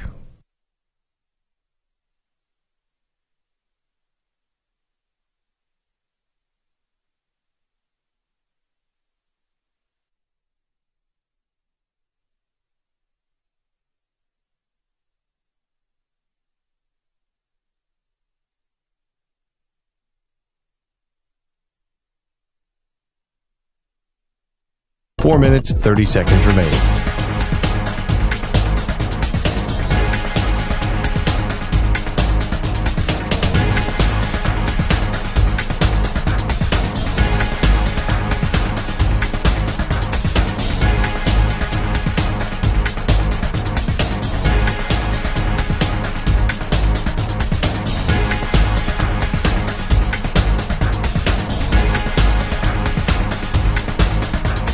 Four minutes remaining.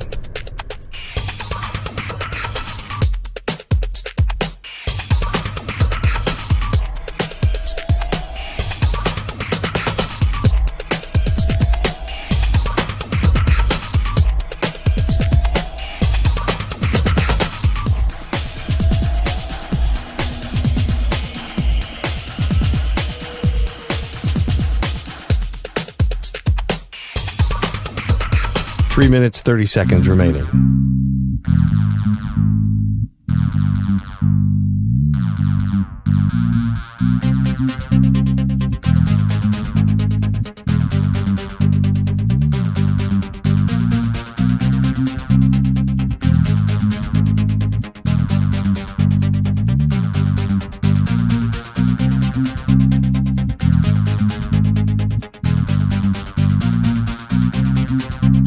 Three minutes remaining.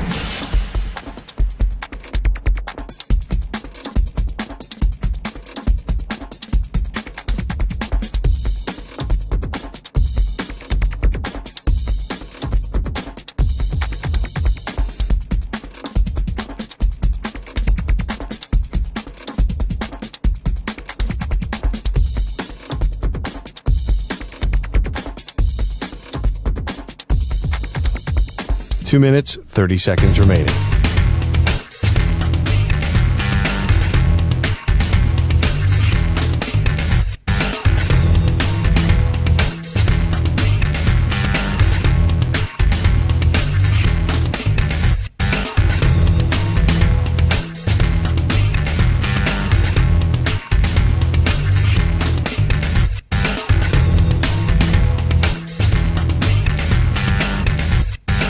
Two minutes remaining.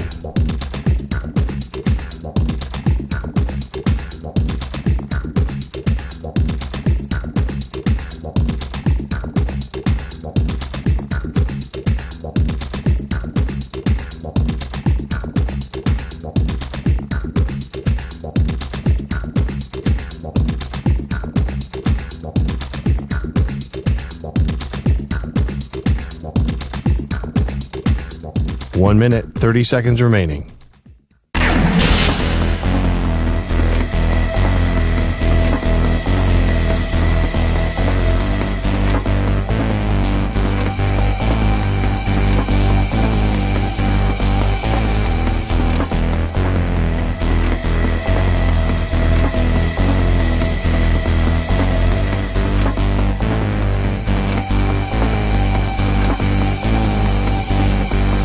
One minute remaining.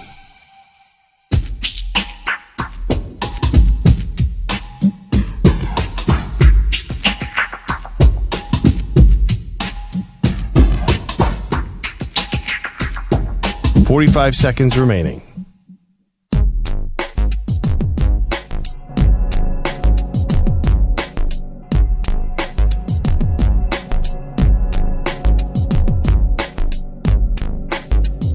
Thirty seconds remaining.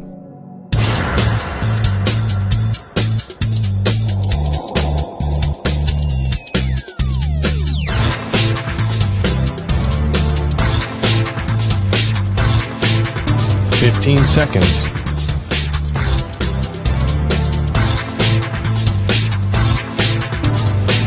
Break ends in 5 seconds.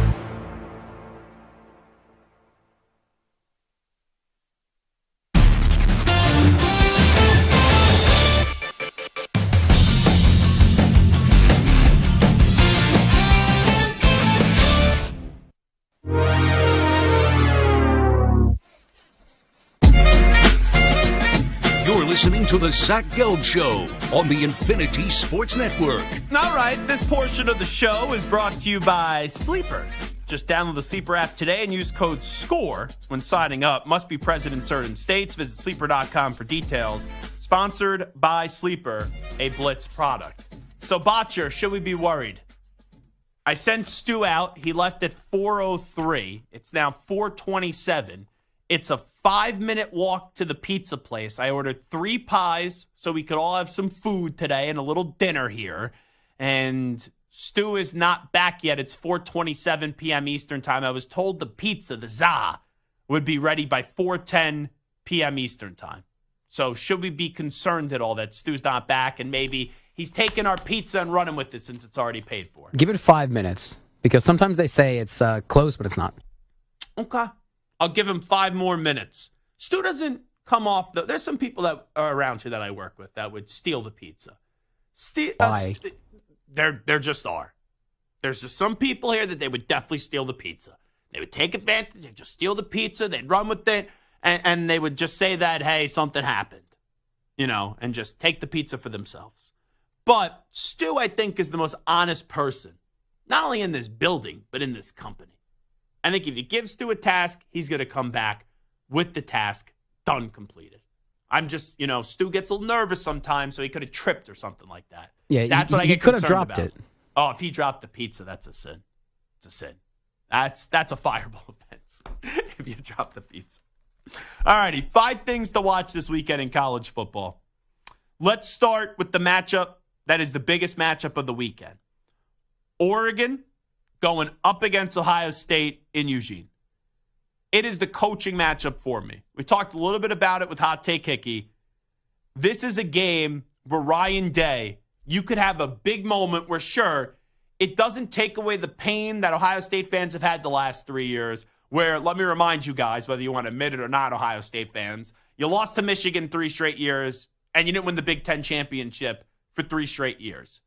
And now you have a moment to show that Ryan Day, that this is the appetizer for what is going to be a special season for Ohio State football. And this coach is more than capable of winning a big game. That's what's on the line.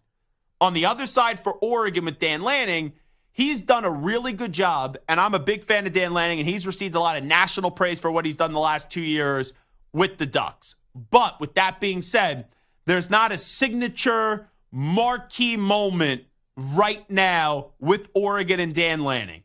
In your house, you have a chance to do that on Saturday. So I want to see which coach rises to the occasion.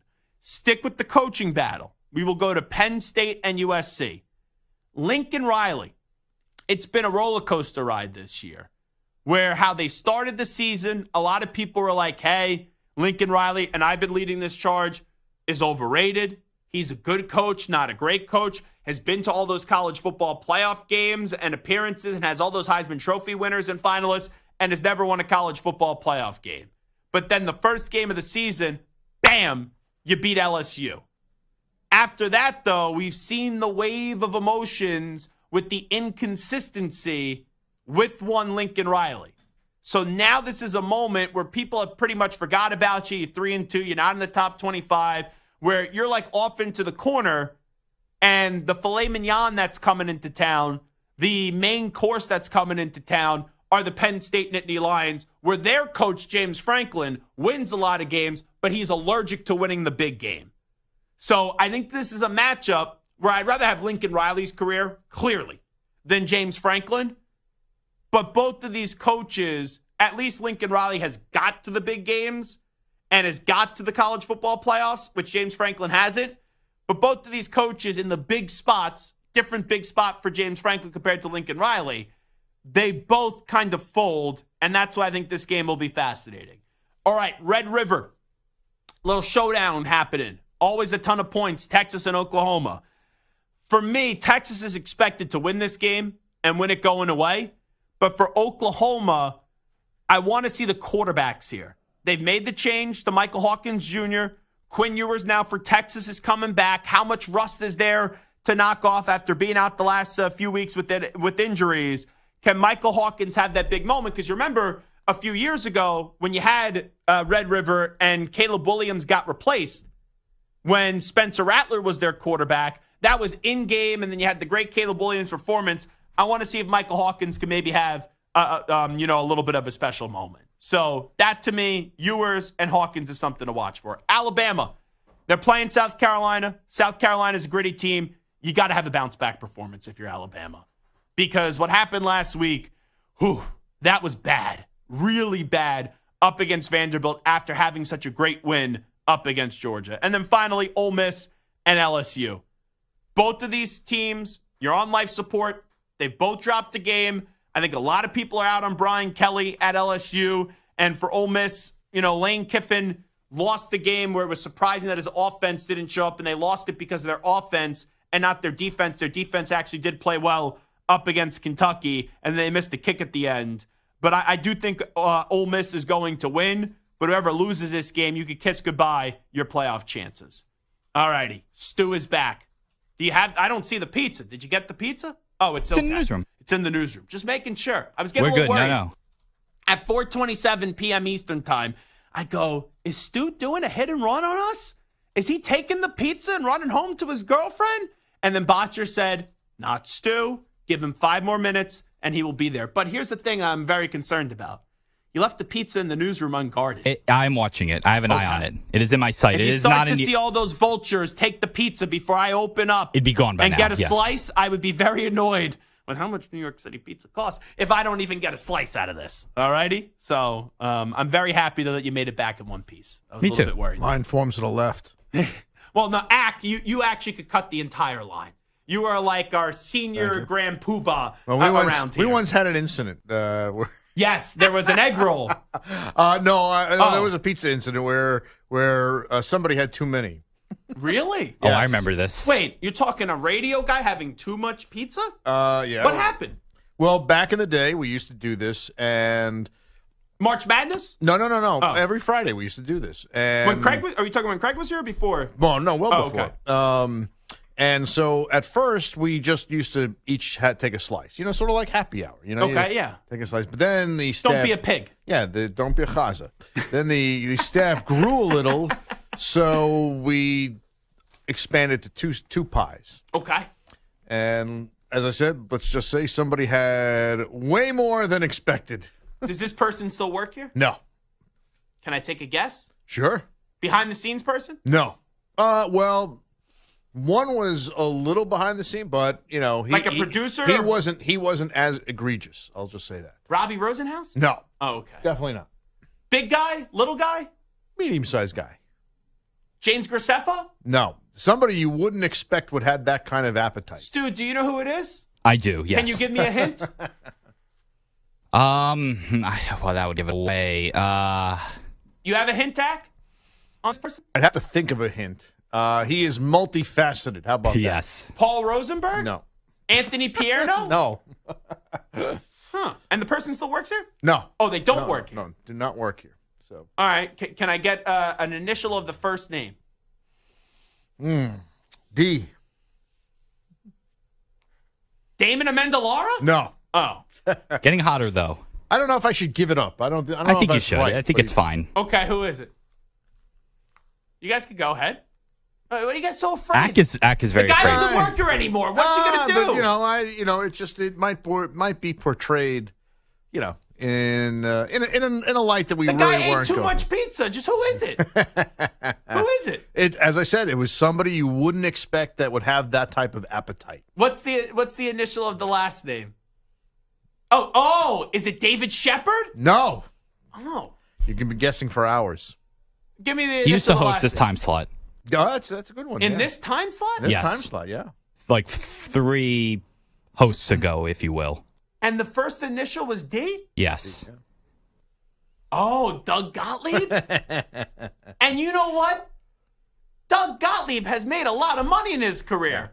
He must have been a hungry man that day. He had a lot. I like Doug. Very I nice met guy. Doug this year at March Madness. Very nice guy. He's not digging into his pockets. It wasn't so much that he wasn't digging and into his paying pockets. for pizza for the staff. I just bought 3 pies. Come on, it Doug, you wasn't- cheap bastard. It wasn't that he was not digging into his pockets. He was digging into a lot of pizza. Too much pizza. You make an act pay for the pizza? It wasn't bad, but it was like everybody was like kind of astounded at how many slices he could pound, and it was during the show. Oh, so was it during the break or he just Yeah, took he it- ran in during the breaks and took pizza. and just. But I A don't lot of remember. I don't. But I think he just did. He go all at once or was it one at a time? I think it was 2 at once, and then he'd come back for seconds/thirds in the break, the next break. Pig. So Pig. Yeah. Doug Gottlieb. Pig. That's what I just learned. My hint was going to be a college basketball coach, but I think that would have given it away. That's why I pretty said quickly. multifaceted. Well, no, because you guys made it seem, or maybe I just misheard it. I thought it was like kind of behind the scenes ish. No. I didn't think he was sitting in the power chair. No, yeah. But there was a moment where Mike Francesa very once power ordered Chinese food, and there was an intern or someone Yes. behind that ate Mike's egg roll. Yeah.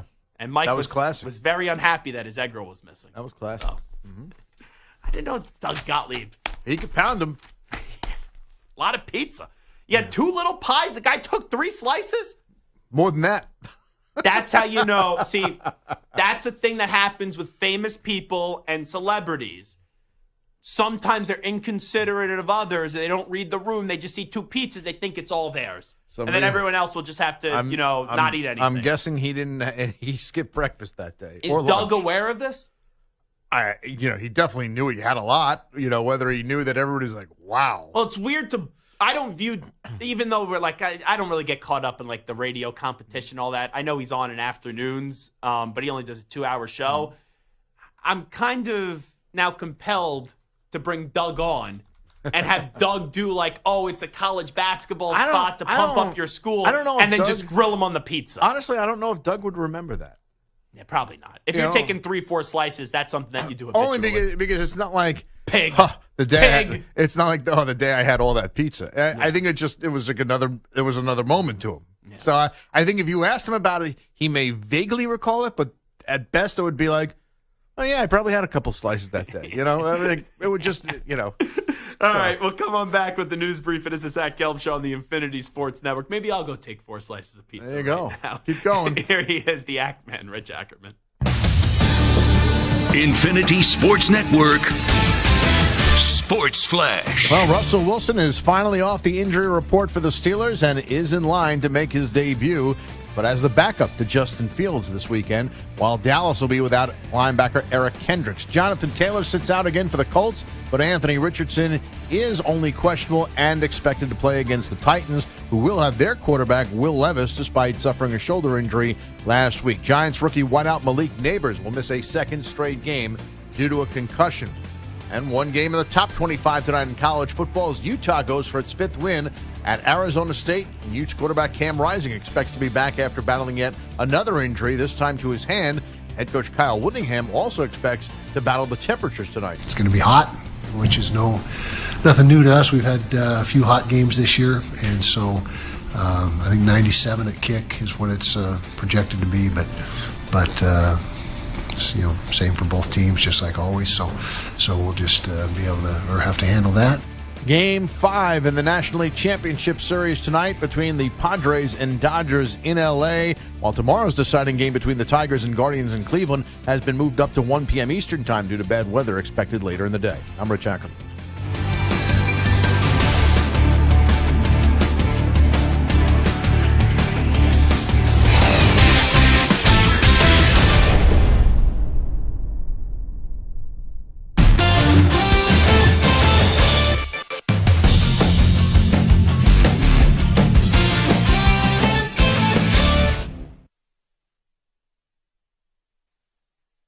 You're in a 5-minute break.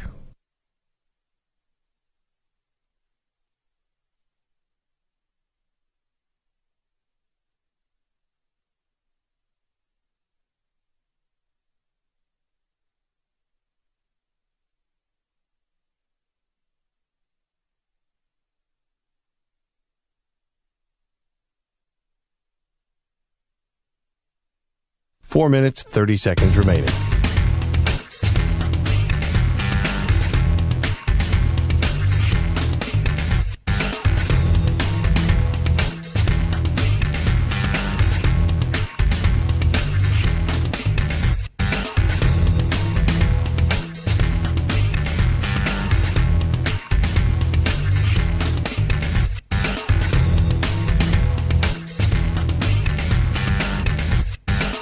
Four minutes remaining.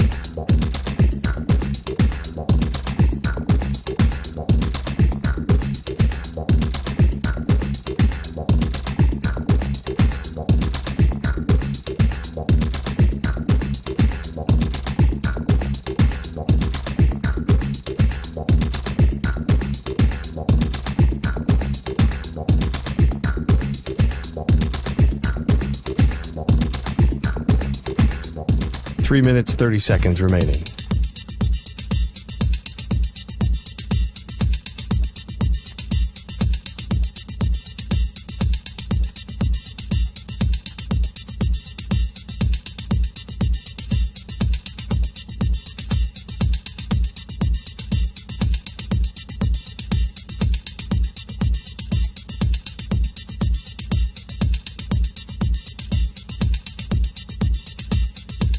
Three minutes remaining.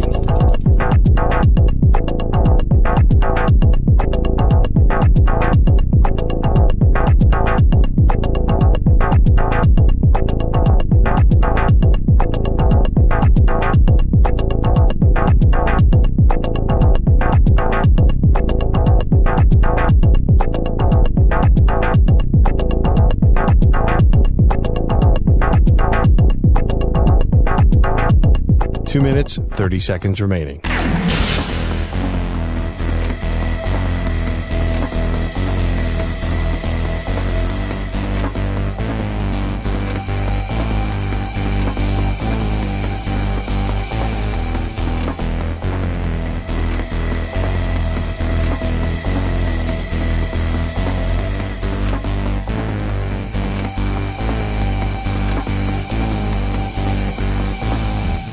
Two minutes remaining.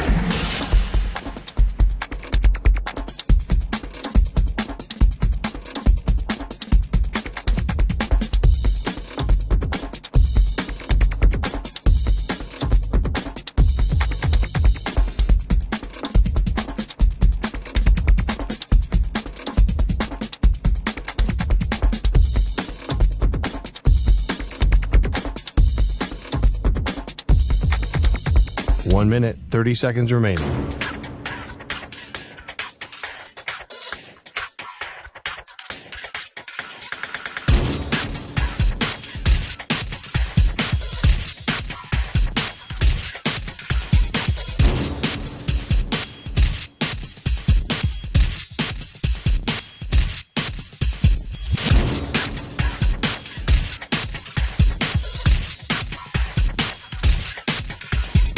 One minute remaining.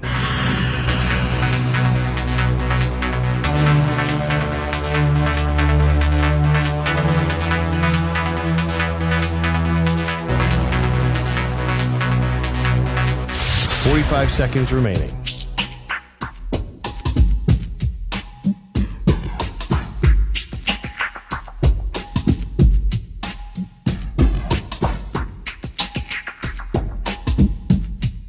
Thirty seconds remaining.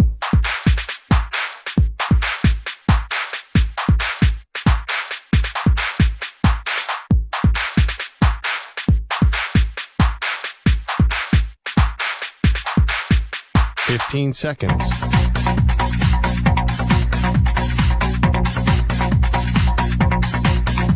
Break ends in 5 seconds.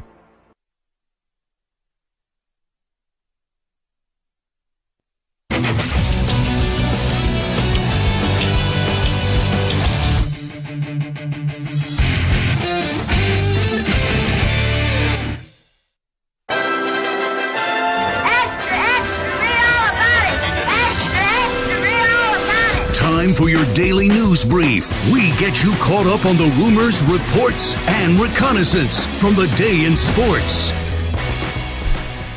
The pizza is here. I sound like my guy Stu Feiner. The pizza is here. All righty, Stu. Not Stu Feiner. That's Stu Pock, who's in the studio. You had the bacon fig jam slice. Your thoughts? One of the, if not best, pizza slices I've had individually. Just amazing. If not a 10 out of 10, it's a 9.9 or something like that. Amazing. Botcher, who was very skeptical of the bacon fig jam slice, and I think is a very tough critic. Your thoughts? Very, very good. I didn't expect it to be that enjoyable, to be honest. Gotcha. You don't even taste the fig. Bang! Puts it in. Good job. All right. Let's go to Brock Purdy on his success up against the Seattle defense last night. I think just going into the game, you know, it was, if they run this is my answer, and simple as that. I just try to keep it simple and obviously check the ball down when I needed to and hit my number one or number two in my progression as efficiently as I could, and I just kept it simple.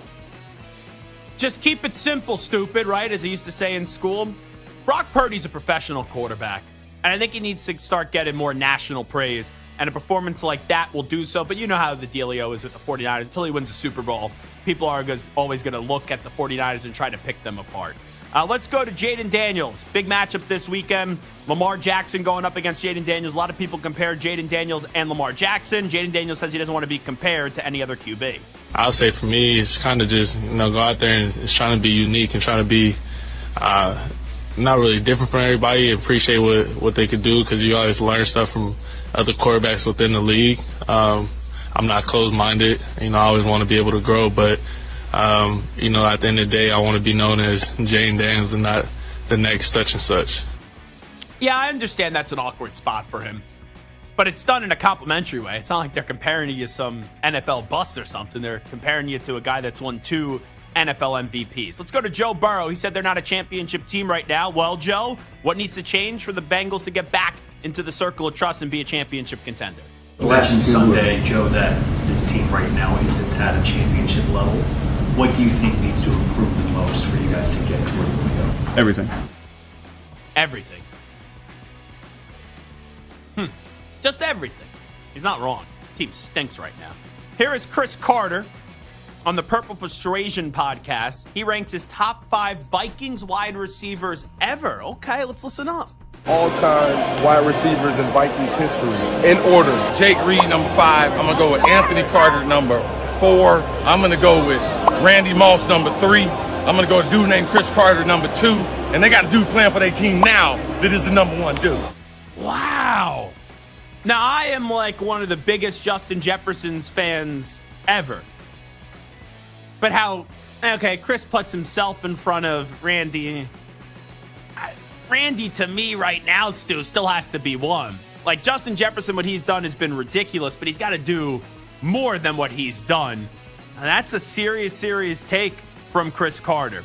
All right, let's go to Nick Sirianni. He was asked if Robert Saleh's firing has him thinking about his coaching future. No. Obviously, wish him nothing but the best. I had a good working relationship with Coach Saleh, being able to practice against those guys. Got a lot of respect for him. Always wishing him and his family the best. Think he's a really good football coach. But my mind is set on only how do we get better. I'm not going to lie. I was going to take a bite out of this bacon fig jam slice, and then I heard him say, no. I'm like, oh, this is going to be a short clip. You got to think about it. You're not human if you're not thinking about it, but I'm not going to say that you're going to sit there and admit it. Let's go to Coach Prime, Deion Sanders. He was asked if Travis Hunter is a better athlete than Prime. We've seen from Travis things that we've seldom seen in college football. True. We saw from you in baseball and football things we seldom have seen from an athlete. Is Travis more talented as an athlete than you were? It's not me against Travis. I had my turn, man. I'm not a doorknob anymore. You can't just turn me on and off with like a light switch anymore. I don't do that. Travis is everything. It's his turn now. I want him to have all the accolades, all the praise, all the love, all the attention, all the focus that he desires. I've had my turn. I'm that old boxing coach in the corner that says left, right. Hit him right here. All right, come on up to the corner. Let me tell you this. That's who I am right now. I've had my turn. It's not me against him.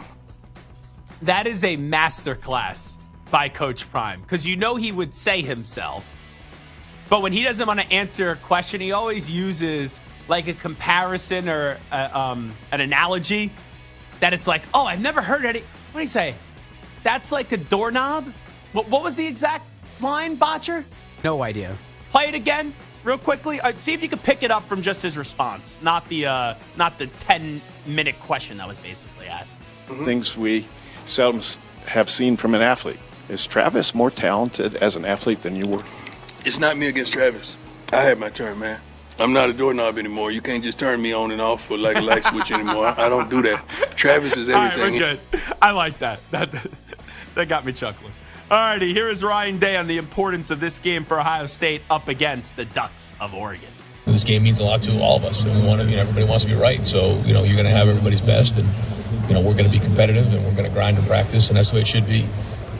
Nothing about practice should be casual at all. So there's been a lot of purpose and good competitiveness and guys pushing each other, which is what you want. He's a Temple man, so I should like him, but his voice just annoys me. Ryan Day, if I'm being transparent. Let's hear the Yankees call on the Yankees radio network by the legendary John Sterling as the Yankees are now off to the ALCS. And Weaver deals to Coryell. A high fly to center. This is it. Judge is there. He makes the catch. Ball game over.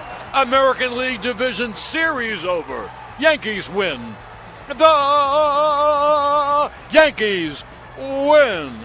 So John Sterling is back, and the question was, going into yesterday, we already knew it was decided by then, would the Tigers get into the ALCS? The Guardians say, not so fast. We're going to force a Game 5 where Tarek Skubal is going to be on the mound for the Tigers in Cleveland. Let's hear the David Fry go-ahead two-run home run on the Guardians radio network. The 2-2 delivery. Swung on, hit a ton, deep left, green, back, track, wall, gone! David Fry! Off the bench, a 2-strike, 2-out, 2-run home run. And Cleveland's back on top for the third time tonight, 4-3. Not talking about guys that I grew up listening to, because I don't want to give you just a bunch of New York broadcasters, but radio play-by-play guys that I love in baseball, Tom Hamilton, who you just heard, and then in football, Paul Allen, the Vikings broadcaster, is electric as well. It was a very good call there by Tom. Alrighty, that wraps up a news brief. It is the Zach Gelb Show on the Infinity Sports Network. We got a whole lot cooking when we come on back. We got to talk to a man that will be in the Hall of Fame one day, Patrick Peterson. He's going to join us on the other side. And also, we will get to some onside, offside before we do say goodbye to you. Got 60 minutes left to play. We'll get it started coming on back in 5 minutes right here on the Zach Gelb Show on the Infinity Sports Network, where you could always give us a follow on Instagram and Twitter at Zach Gelb, CACHGELB, and give me a call at 855-212-4227.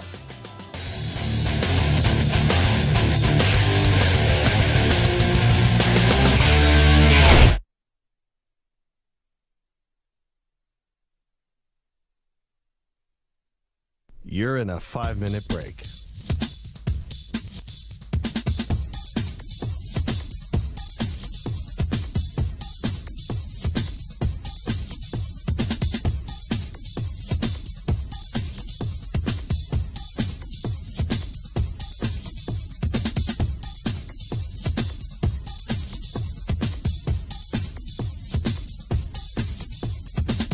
Four minutes, 30 seconds remaining.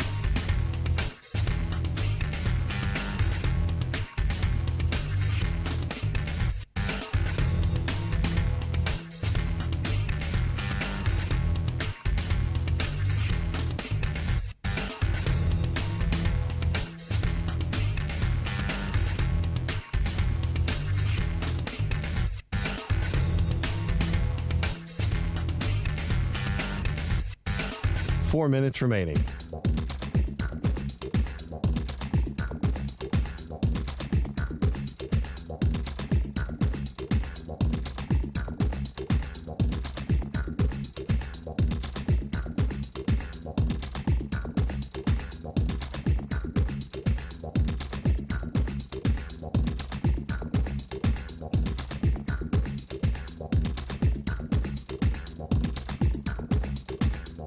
Three minutes, 30 seconds remaining.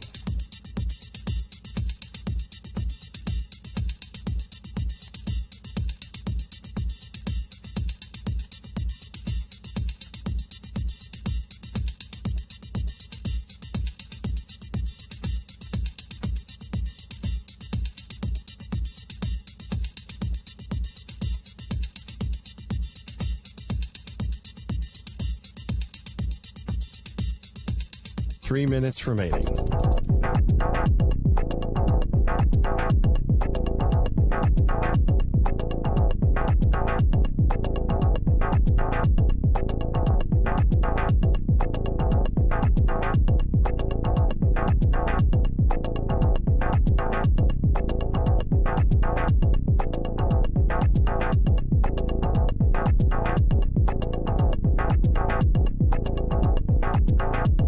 Two minutes, 30 seconds remaining.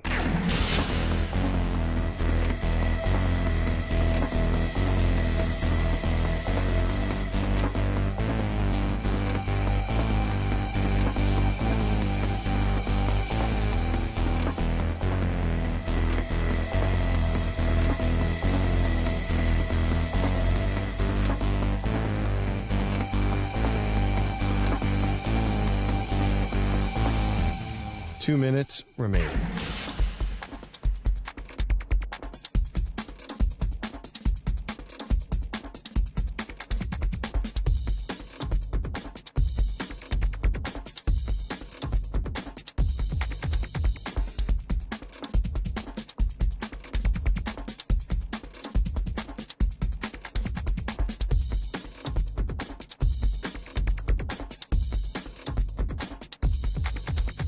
One minute, 30 seconds remaining.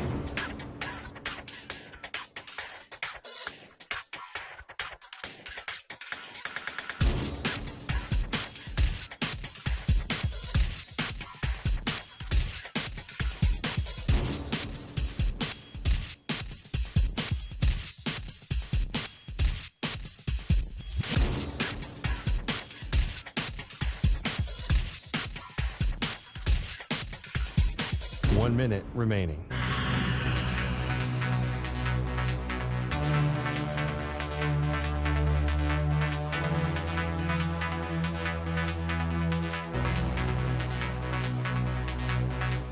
Forty-five seconds remaining.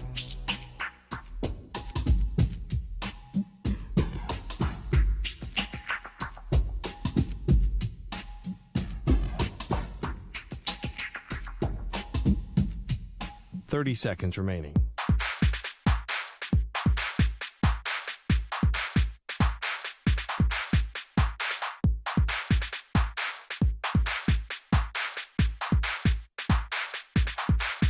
Fifteen seconds.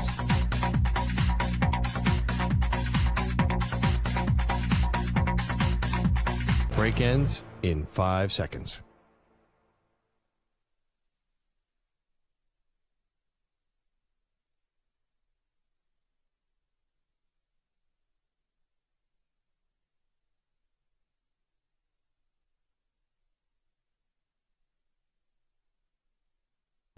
To infinity and beyond. He's live. He's nationwide. This is the Zach Gelb Show.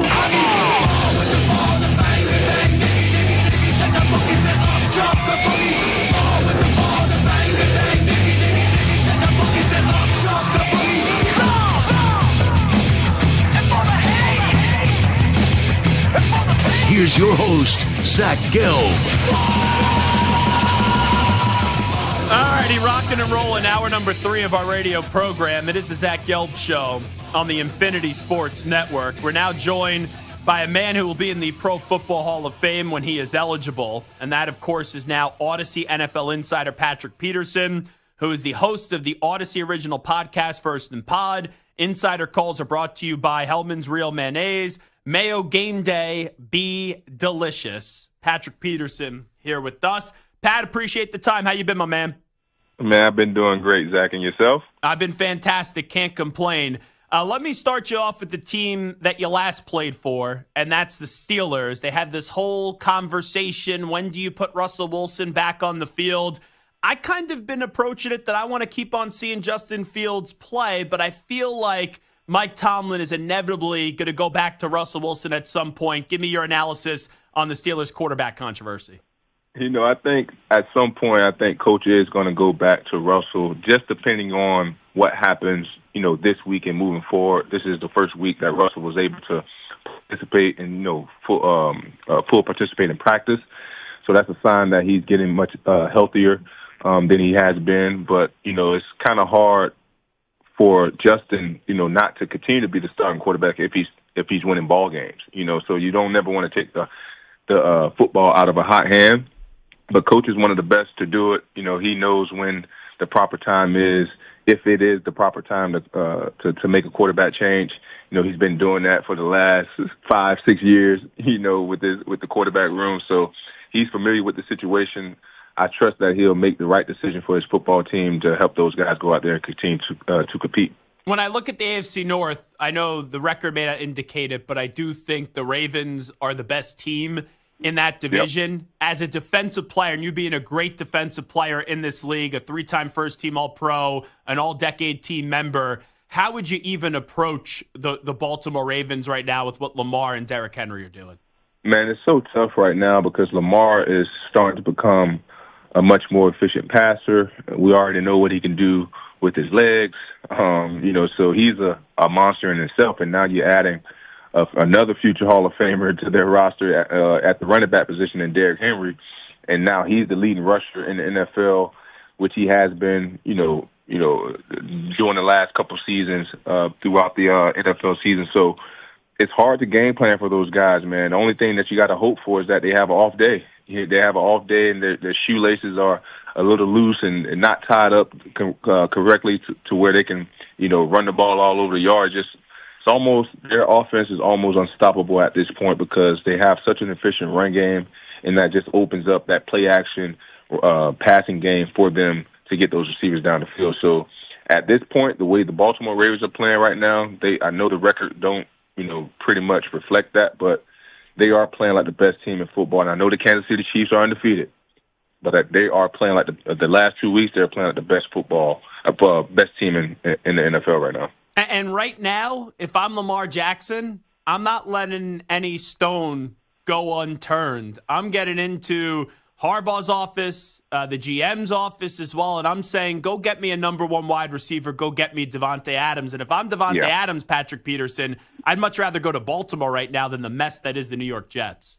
No doubt about it. That's probably the best scenario for him, especially knowing knowing Devontae playing golf with him in the off season, he want to have an opportunity to win a championship. And if the Baltimore Ravens are able to pull that trade off, they'll probably be the Super Bowl favorites, because now they'll have a dynamic, weapon at each level at the skill position. So that'll definitely make their offense that much more unstoppable. But we'll see what happens here in the next couple of weeks before November 5th.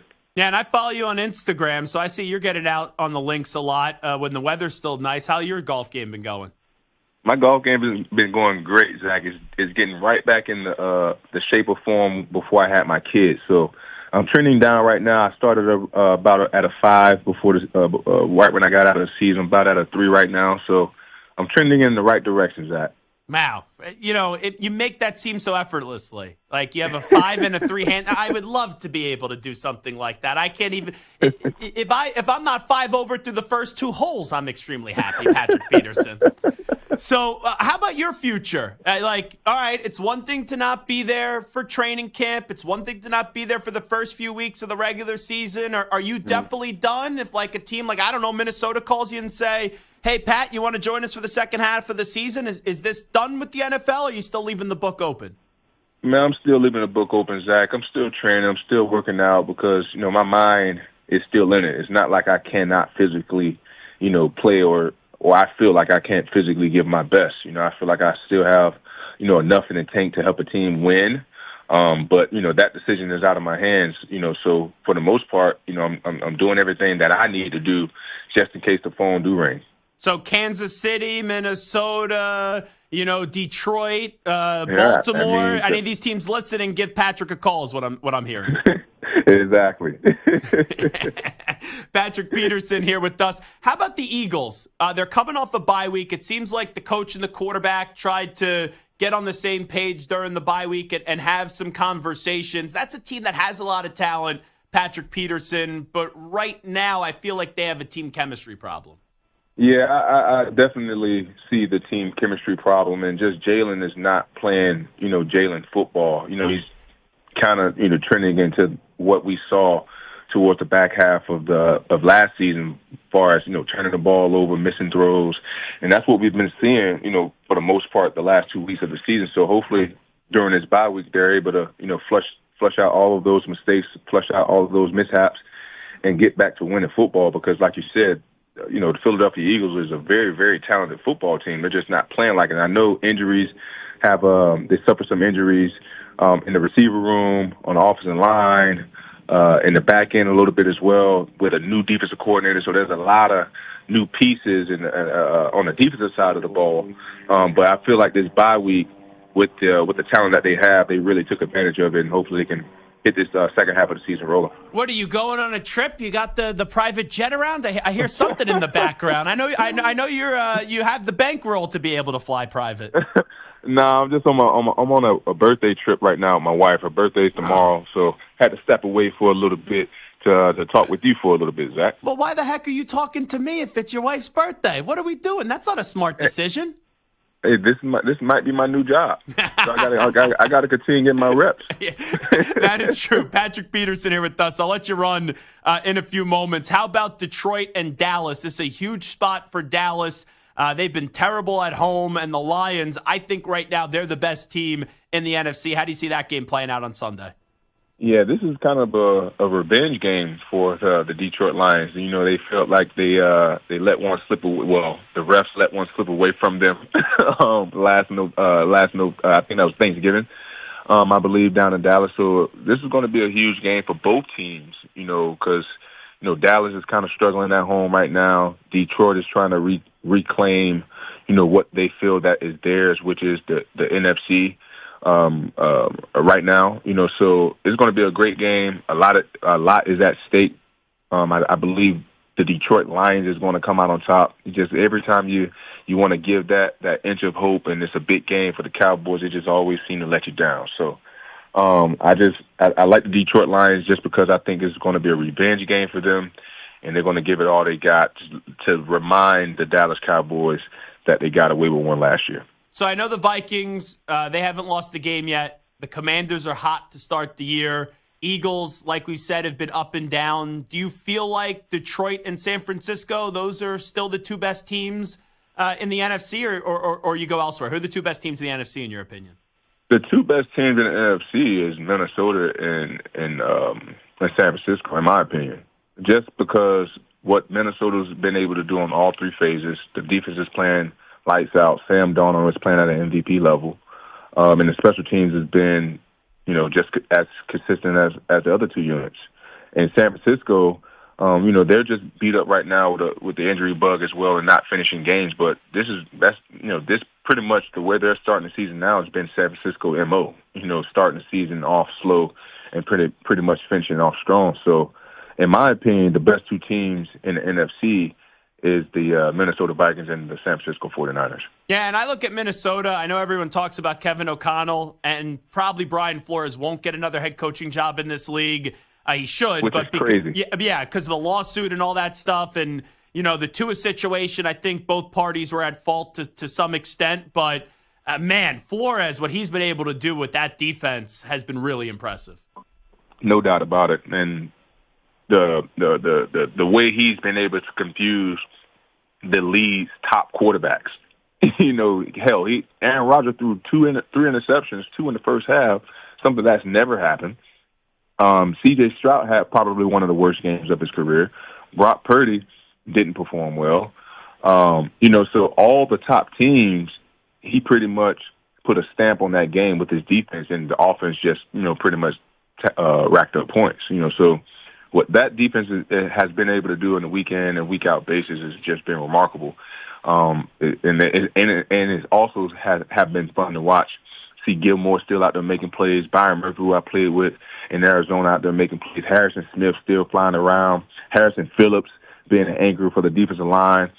So in the young pass rushers that they have, I really, really like that team out there in Minnesota. Let's see if they can keep it going. Yeah, I don't know if they need you, man, but I'd like to see you return if you are to Minnesota. I think that'd be fun.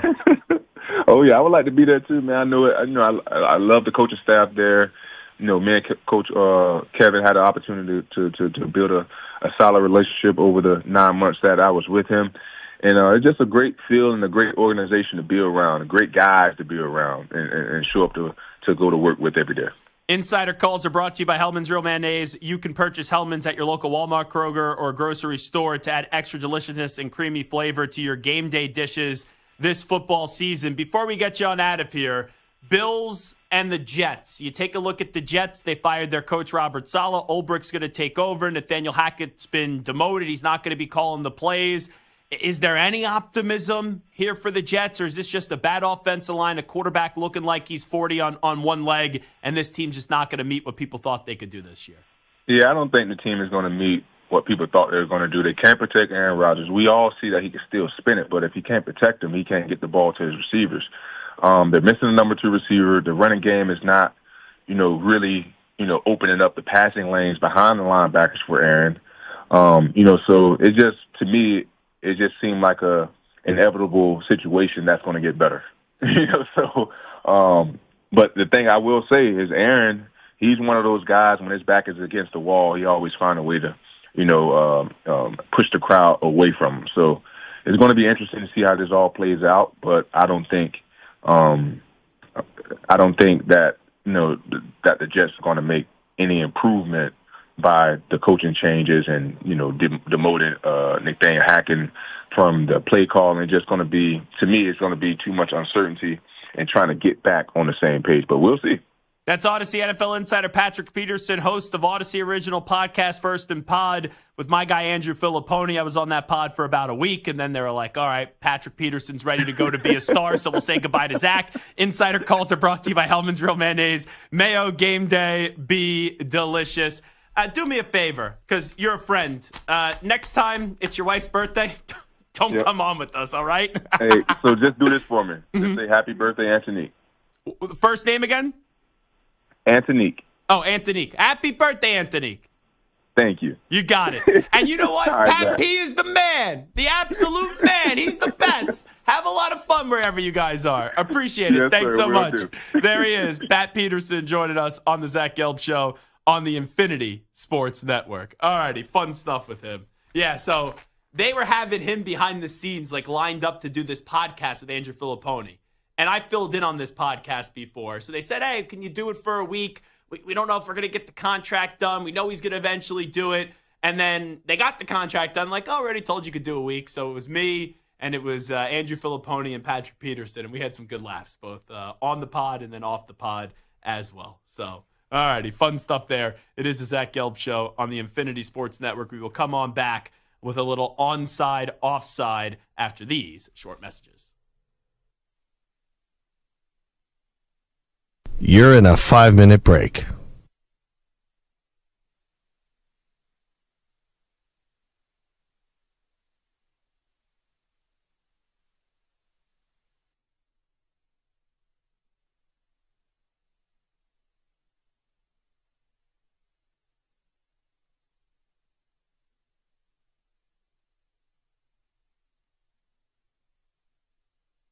Four minutes, 30 seconds remaining.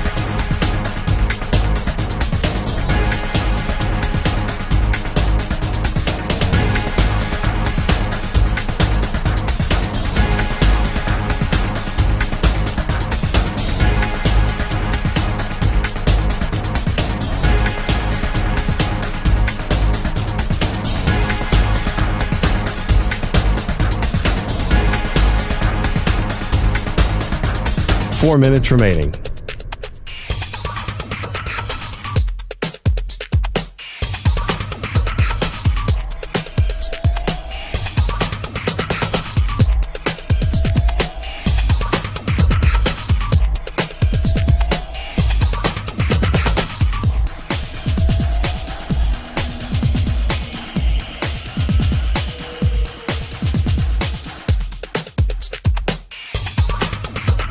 Three minutes, 30 seconds remaining.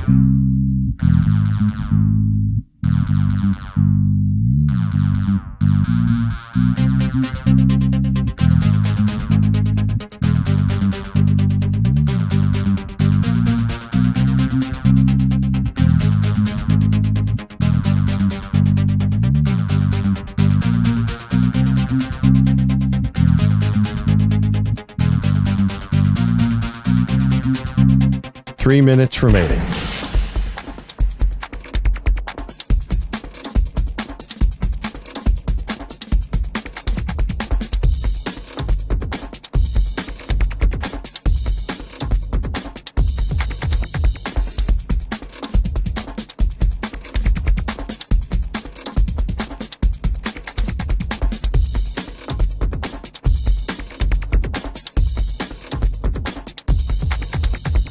Two minutes, 30 seconds remaining.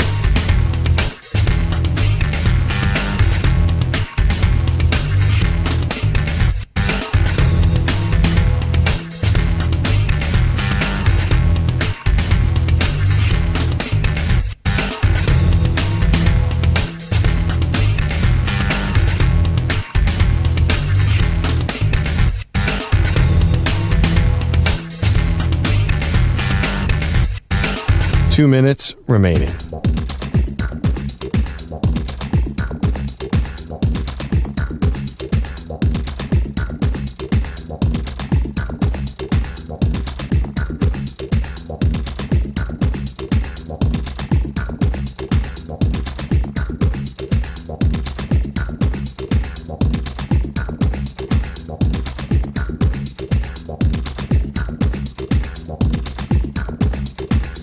One minute, 30 seconds remaining.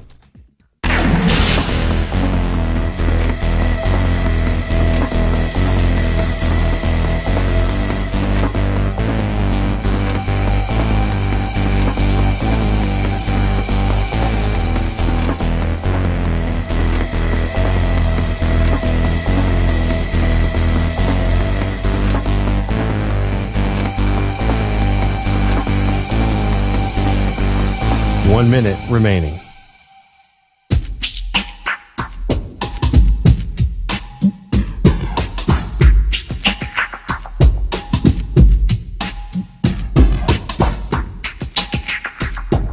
Forty-five seconds remaining.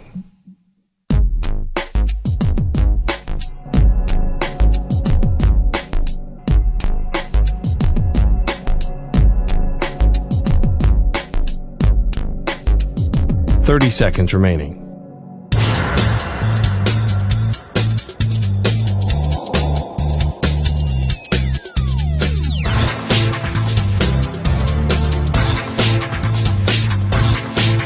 $15 seconds.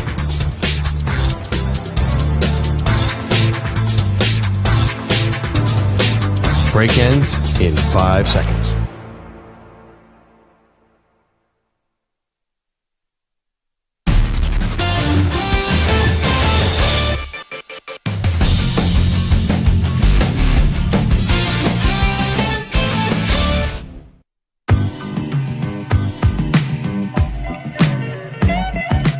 Welcome back to the Zach Gelb Show. Alrighty, this is Zach Gelb Show on the Infinity Sports Network. Botcher, how many slices of pizza did you have? Just wondering. One. Why only one? What's wrong? Not with feeling it. I don't want to be called out. Oh. You mean it's not that you're not feeling the pizza. You just don't want to take too much pizza and then kind of be like Doug Gottlieb, or people are like, oh, that pig that took all those slices all those years ago. Also, I'm not that hungry, so. Gotcha. You could take as many slices as you want. I bought the pizza, so I'm not going to. You're working, with me today, so I am not going to hold that against you.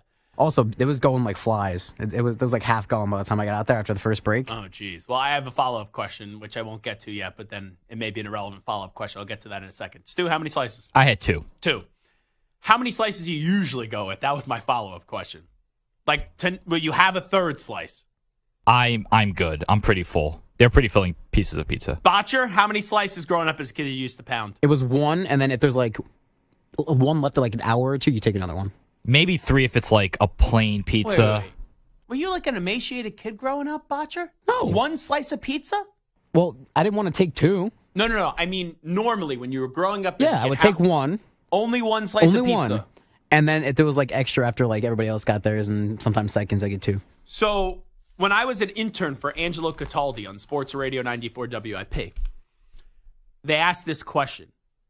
And in New York, right, the slices are bigger.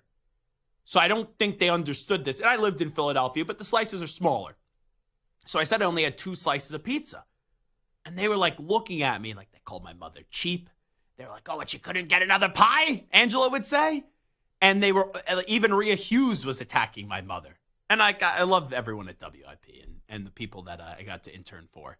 So they made me eat pizza at like 8 a.m., more than 2 slices when I interned for them. And they made me house like 10 or 11 wings. That was like peak Zach Gelb being fat. And I just didn't care about my health. But I don't know. I'm kind of compelled to take a third slice now. I really am. Because this is dinner for me. And I'm fasting tomorrow, or starting tonight, because it's Yom Kippur. So I may have another slice. But they are filling. These are big slices. You also paid for it. It's a big difference if you don't pay for it. Yeah, but that doesn't matter. It does. As one great former coworker of mine used to say, food is family. Food is family. We are not judging anybody here. The Gottlieb thing was different. Like, it's a Friday. There's not a lot of people here right now. We got 3 big New York City pies. And, go ahead and be a pig if you want. But what Ack was saying is they got 1 pie. And Gottlieb, when he was working here, and he was making the big bucks. The people that were buying the pies, they're not making Doug Gottlieb money. He took half the pie, it sounded like. So that's different. So don't get self-conscious, Ryan Botcher, because you're a nice, young, naive person. Don't get self-conscious and be like, oh, I'm not taking a second slice because look what they just did trashing Doug Gottlieb about an hour ago. Yeah, that's what I'm not feeling it right now. Okay. I'm full. Do you need something to get you to start feeling the pizza? Because supposedly, according to the YouTube chat, Stu has a lot of that stuff. You can be feeling good and feeling extra hungry. I'm chilling with my energy drink now. Oh, okay. It is the Zach Gelb Show on the Infinity Sports Network. Let's get to a little onside, offside. Botcher, hit it! Zach's taking on the most polarizing issues in sports. Which side of the line of scrimmage will he end up on? Offside. Defense number 69. It's Onsides, Offsides with Zach Gelb. Alrighty, Stu. I got a question for you out of the gate. Sure. So obviously I got pizza for everybody today. I'm a hero. You bring food into a radio station, you're a hero. You go into whatever Hall of Fame that you want. One of my buddies, John Patrick, on KTIK, the ticket in Boise, Idaho, saw the pizza. He says, how do you feel about pineapple on pizza? Onside, offside, Stuart Kovacs. You enjoy a pineapple pizza.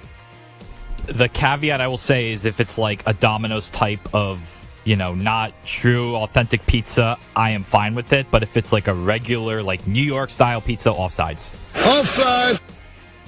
You get Domino's a lot? Not a lot. I got to be feeling some type of way I understand. to get Domino's. So, especially when you live in New York or by New York, it's kind of, there's so many options. It's crazy.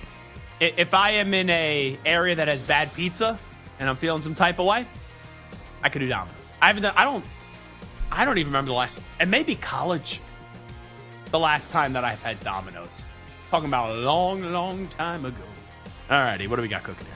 All right, as we mentioned at the start of the show, the 49ers bounced back last night after losing 2 of their first 3 by defeating the Seahawks 36-24. San Fran, of course, has reached the NFC Championship in 4 of the last 5 seasons with 2 trips to the Super Bowl, but without winning one. So onsides, offsides, the 49ers will win a Super Bowl within the next 3 seasons. I'm going to begrudgingly say onsides here because the reason why I'm going to say yes is I believe in that roster and I believe in that team. Kyle Shanahan, though, even though he's a really good coach, he is just the king of choking away games. So that is where my skepticism does lie. But I will say they will win a Super Bowl within the next 3 years, onsides. All right, well, the game of the week in college football takes place in Eugene as number 3 Oregon hosts number 2 Ohio State. It is year 6 for Ryan Day in Columbus, and despite a record of 61-8, they haven't gone over the top in the college football playoffs. So onsides, offsides, someone other than Ryan Day will be coaching Ohio State next season. Offside. Even though I'm not a fan of Ryan Day, they'll beat Michigan this year. So I think he'll be back. If they lose to Michigan, you could start packing up your bags. But I think they will have a good enough season where he is going to be back next year as the head football coach of the Ohio State Buckeyes. I'm surprised. We haven't heard from our Buckeye fans yet. We have 2 people that are huge Buckeye fans. And I haven't really... Mike from Abilene, Texas called before the season. Haven't heard from him since. I'm sure he's waiting for Ohio State to beat Oregon. If Ohio State beats Oregon, then we'll hear from him. If they don't beat Oregon, then we won't ever hear from him again. And then my guy Fry as well, Michael Fry.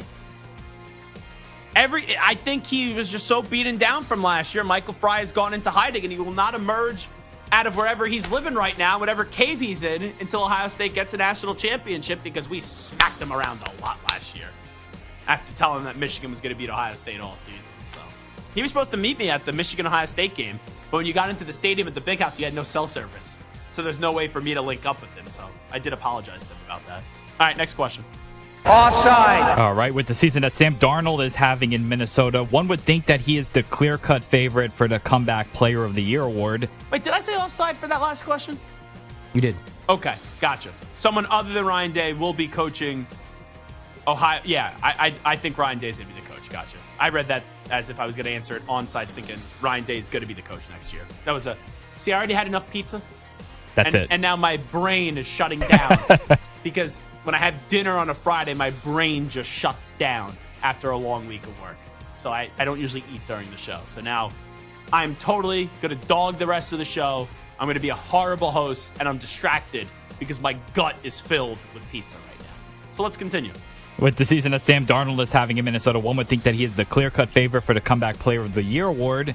However, the AP told voters in June, quote, "The spirit of the AP Comeback Player of the Year award is to honor a player who has demonstrated resilience in the face of adversity by overcoming illness, physical injury, or other circumstances that led him to missing playing time the previous season," end of quote.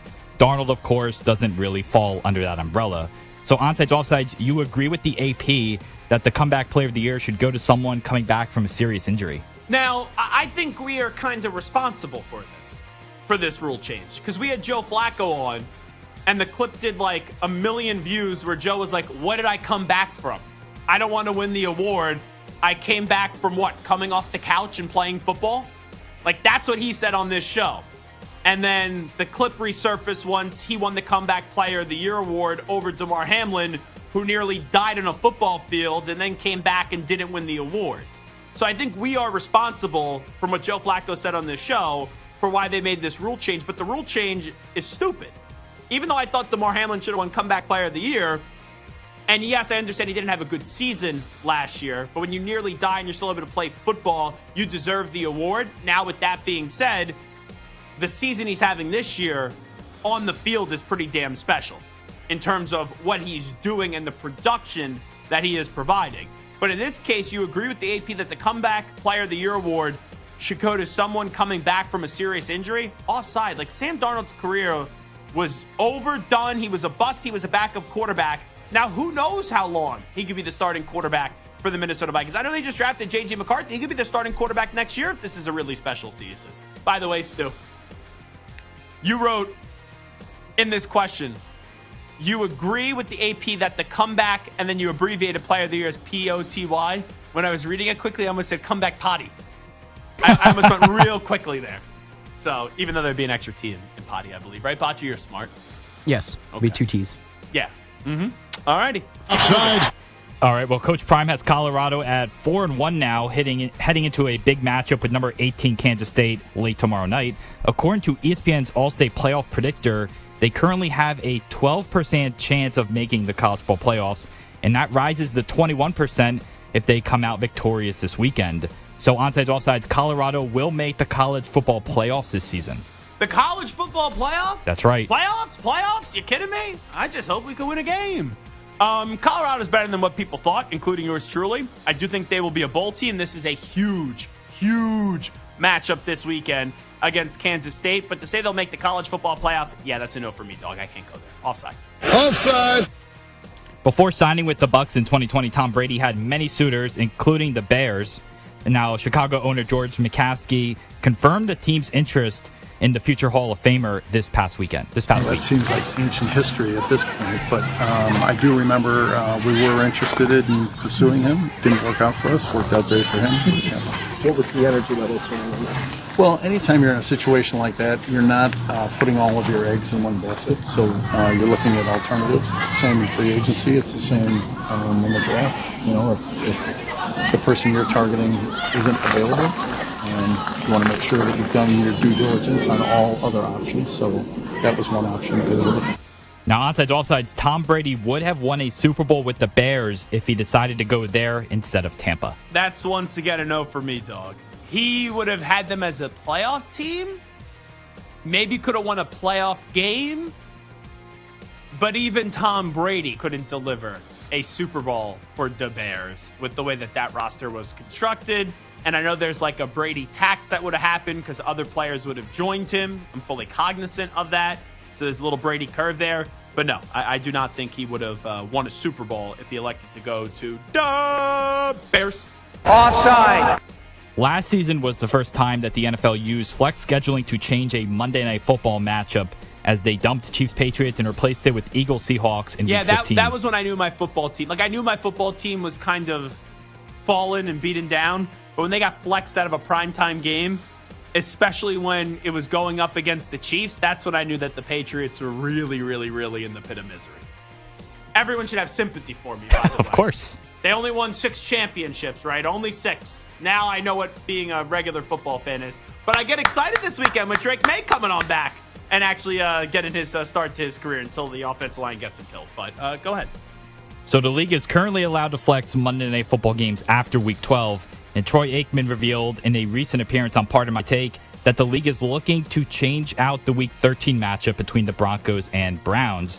So onsides, offsides, you're okay with the NFL having the ability to flex out Monday Night Football games? So I'm going offside here, and this is why.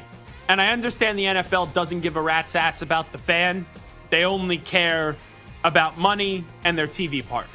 Let's just call a spade a spade. If you're changing a Sunday game from 1 to 8:20 or 4:25 to 8:20, even though you may try to travel right that same day and get out at night, I could understand it. But when you're taking a team, because you can make a road trip, let's say, I don't know, Chicago's playing Carolina. Let's just throw a random matchup out there. And I could say, oh, I'm going to go to that game. But then if they flex it from a Sunday to a Monday, or you're supposed to be on Monday, maybe you got in town on Monday, they flex it back to a Sunday, that's not right to the fan. Like, if you're trying to do it all in one day, that's a little aggressive. But if you're taking a team from Sunday and moving them to Monday, or taking a team off on Monday and moving them to Sunday, I think for people that plan trips, or maybe bought the tickets saying, hey, I could go on a weekend, and now it's a Monday night game. I can't go on Monday night because I got to get up to work early. I think that's piggish to flex out of a Monday night game. So I'm not okay with that because Zach Gelb cares about the fans. That's why I should be commissioner. You could pay me 75% less than what Roger Goodell makes. I'd still be making a fortune, and I know I could run the league better than Roger Goodell. And Roger Goodell actually, I think, is the best commissioner in sports right now. Talking about the 4 major sports. Because Adam Silver is just an overrated phony. Bettman, I think, is back in the good graces. I like Bettman. And then Rob Manfred. Please, keep it moving, Rob. All right, and finally, last one. After avoiding elimination in Game 4 of the NLDS, Dodgers manager Dave Roberts said that he believes teams that have byes during the wild card series are at a clear disadvantage when they reach the divisional series, and that it should go from 5 to 7 games to limit the randomness. So onside, offside, you agree with Roberts and that the division series should go from 5 to 7 games? So I'm going to be honest. I did not hear the question. I did not hear the answer in the way that it was asked to Dave Roberts. Like, I understand how you just read it. But sometimes when you hear a clip, it doesn't reflect the way that it goes viral. Correct? Definitely. In this case, to do this before this series is decided, I know it at least gives them an out like, hey, I thought this either way, so it's not going to be made as an excuse if we lose tonight to the Padres. But isn't that just such a loser mentality anyway? Like, if I'm a Dodger fan or if I'm a Dodger player, I'm like, this guy's already talking about changing the format. It seems like he's providing an excuse for him thinking and him maybe not having as much confidence with this team going into Game 5. You know, I'll give credit to Rob Thompson, the manager of the Philadelphia Phillies. He was asked that same question, should they change the format? And he goes, wait, no, I don't. The format is the format. I can't do things that are out of my control. And he acknowledged, hey, his team in 2022 was a wild card team and ended up getting to the World Series. I just think that's so lame by Dave Roberts. And the Dodgers, I think they're going to win tonight. I think the Padres are the better team, but I think the Dodgers just win tonight because that's baseball, Susan. But the Dodgers have been so insufferable, bitching about the Padres, bitching about Manny Machado. Oh, Roberts, I don't know if it was intentional, if he threw the ball or not. Their fans just being a bunch of pigs, if I'm being honest, throwing things at the players earlier on in this series. Now the manager's bitching about the format. Like, the Dodgers are insufferable. Really insufferable. And you know what? I would love if my baseball team, the Mets, sees the Dodgers in the NLCS and says, goodbye, Dave Roberts. You want to play a 7-game series? We'll play a 7-game series and we'll kick your ass. That's what I want to see. I want you, Dave Roberts. I want the Dodgers. Now this will probably go viral when the Mets play the Dodgers and the Mets get like swept or something. But the Dodgers have really, really annoyed me. All righty. So when you ask me, you agree with Roberts in the divisional series should go from 5 to 7 games. How do you think I'm going with this, Botcher? Offside. Very good. All righty. This is Zach Gelb Show on the Infinity Sports Network. I'm not going to yell at you if your answer is different than the one I just had. Yes. But how do you react to Dave Roberts talking about how the divisional series should go from 5 to 7? I wasn't there, so I'm taking the question at face value. I think that was an answer for a later day. But I do agree with him, though. There is something not right, and because look at all the in the NL. Yeah. No, I'm just saying. Period. You know, the last year you had the Diamondbacks and Rangers, and I'm not saying they weren't worthy, but there is something to the momentum when you have 5 days off. I mean, the only time you get that during the regular season is the All-Star break. So I do think there is something. The other part of it is at this rate, I can't wait for the day when you have a team that finishes with the final wild card under 500 going to the World Series and even winning it.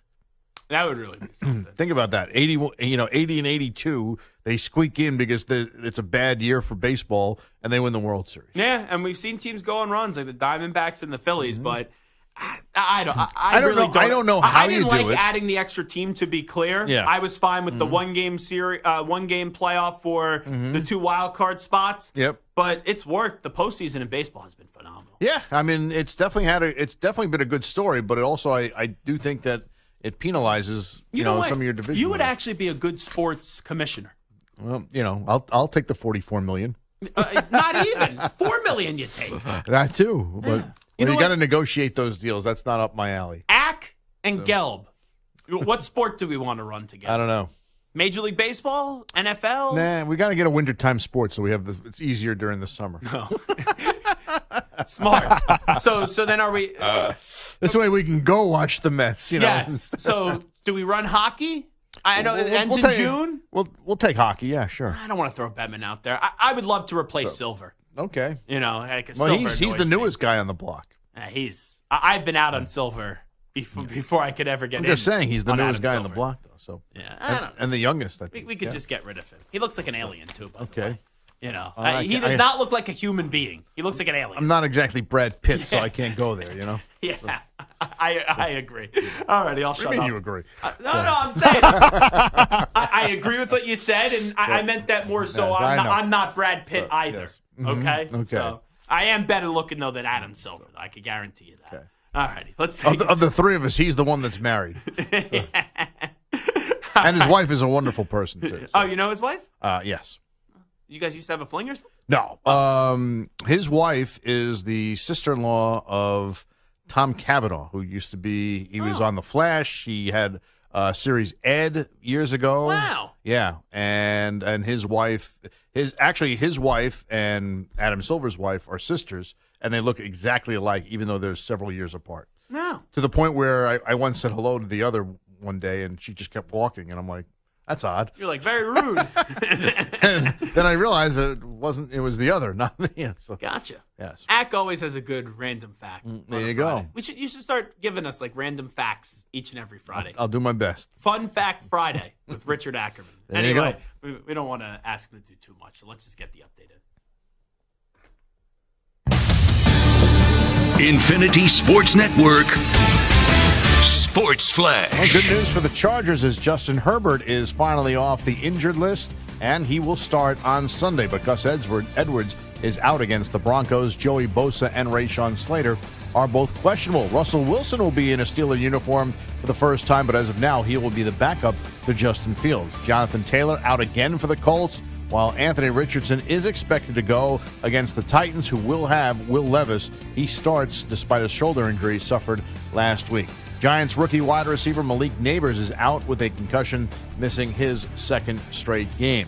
The 16th-ranked Utah Utes face Arizona State tonight in Tempe, and they could have quarterback Cam Rising back. He has missed the last 3 games with a dislocated finger. The Dodgers spent more money than any other team this past offseason, over $1 billion, and they're hoping it pays dividends tonight. They host the Padres in Game 5 of the Division Series, with a winner moving on to play the Mets for the National League pennant. Yoshinobu Yamamoto will take the mound after getting a whopping $325 million in the offseason. He will go against Yu Darvish. Game 5 between the Tigers and Guardians tomorrow has been moved up to 1 p.m. Eastern Time in Cleveland. I'm Rich Ackerman. Hey sports fans, it's JR from the JR Sport Brief. Check us out 24/7 on your smart speaker. Just say, play Infinity Sports Network.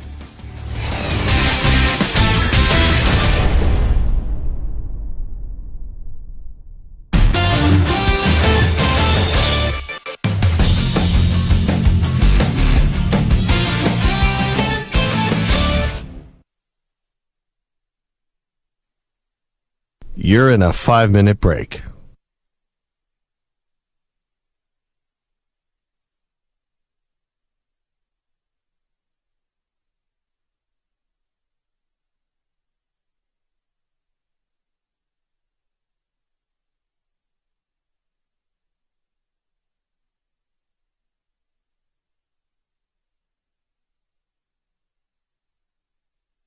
Four minutes, 30 seconds remaining.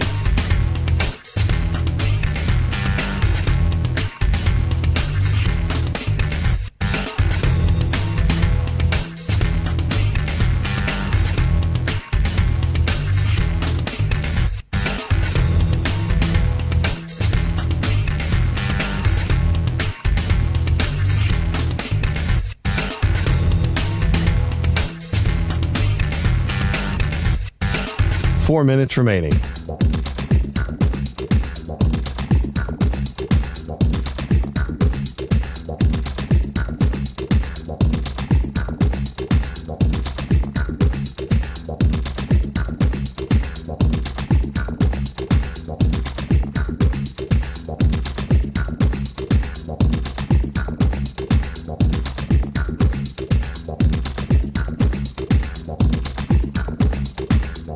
Three minutes, 30 seconds remaining.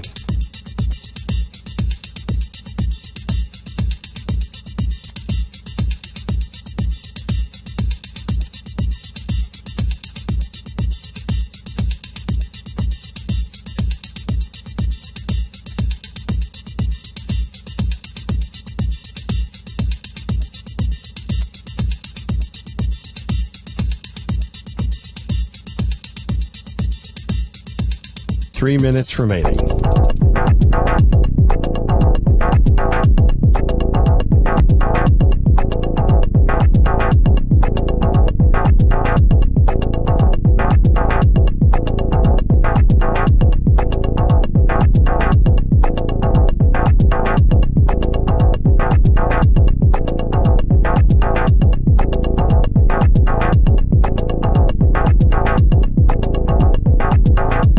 Two minutes, 30 seconds remaining.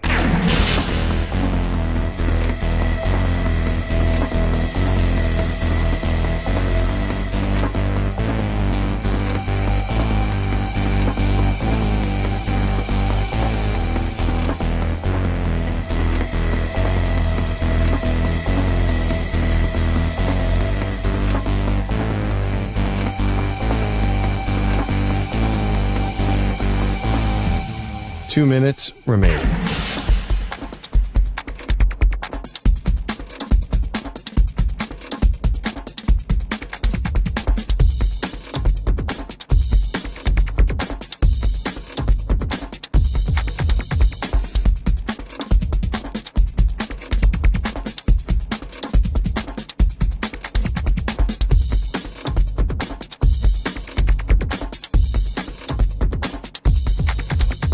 One minute, 30 seconds remaining.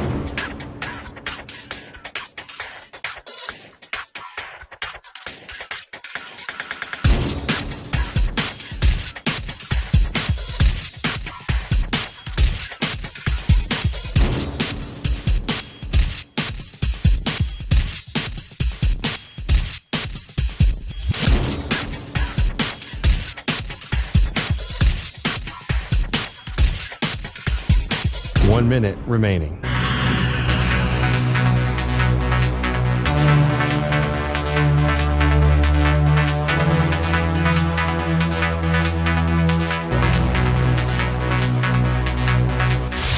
Five seconds remaining.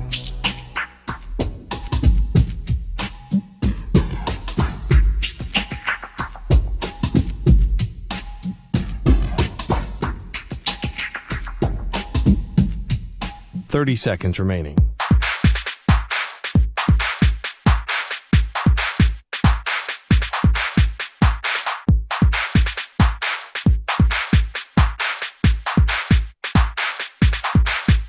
Fifteen seconds.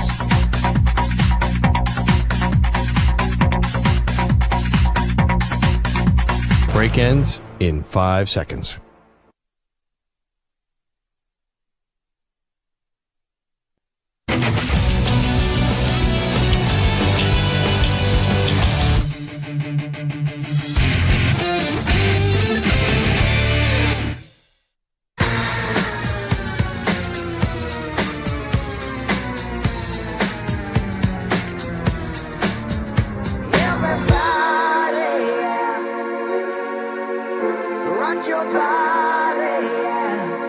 Hey, this is Howie. And this is Nick from the Backstreet Boys. And you're listening to the Zach Gelb Show. And guess what? Zach is back. All right. He's live. He's nationwide. This is the Zach Gelb Show. Oh, my God, we're back again. It's time to answer Ask the Pros question of the day, and it's brought to you by O'Reilly Auto Parts. Michael in Myrtle Beach says, Zach, I heard you went to the Mets game the other night to see them clinch up against the Phillies. What's your favorite in-person memory as a sports fan? Great question. You can submit a question, by the way, by tweeting at INF Sportsnet or at Zach Gelb using the hashtag AskThePros. Think O'Reilly Auto Parts for all your car care needs. Get guaranteed low prices and excellent customer service from the professional parts people at O'Reilly Auto Parts. I have mine. Stu, what is your favorite in-person memory as a sports fan?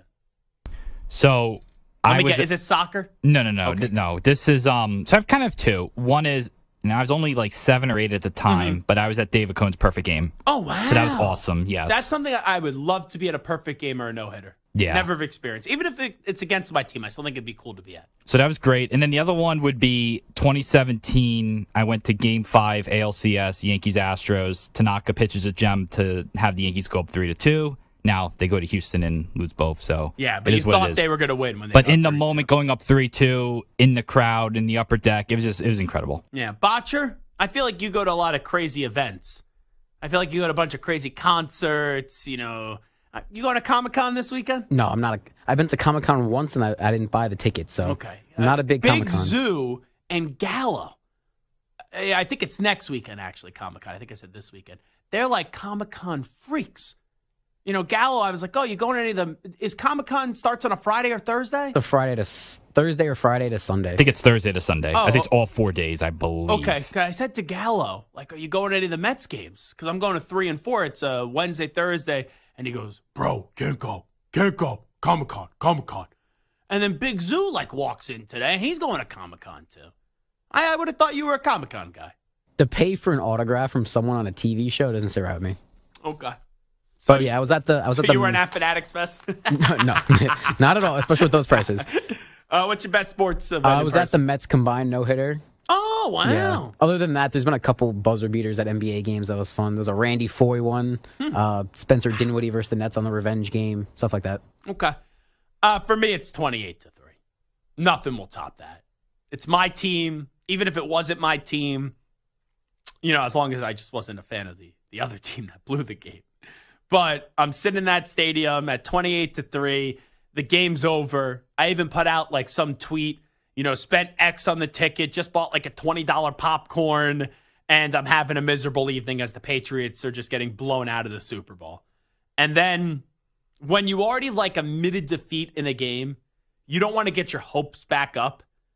So even when there were moments when they got close, I was just like, all right, I'm not ready to go there. Like, I'm not ready to think they're going to win the game. When they won the coin toss in overtime, that's when I was like, okay, we are winning this bleeping game. Like, I will be devastated if they don't win this game. Because Hightower had the big fumble, then they get the touchdown, the first 2-point conversion, and then they get the next touchdown and the 2-point conversion, and when they tie up the game, it's like, oh, there's still all this time. Even before they were able to get the last touchdown or the last touchdown in regulation, 2-point conversion, the Julio Jones play down the right sideline, and I had like seats, I was upper deck 40-yard line. So I had a pretty good vantage point, but like it was just a weird spot where that Julio Jones catch was made going away from where my seats were, where at first I thought Eric Rowe intercepted the football. So I was like, yeah! And then I'm like, oh, no, Julio caught it. But to then see James White, the pitch to James White for the touchdown, that was ridiculous. Absolutely ridiculous. And I actually thought Brady was going to get picked off because they threw a pass play.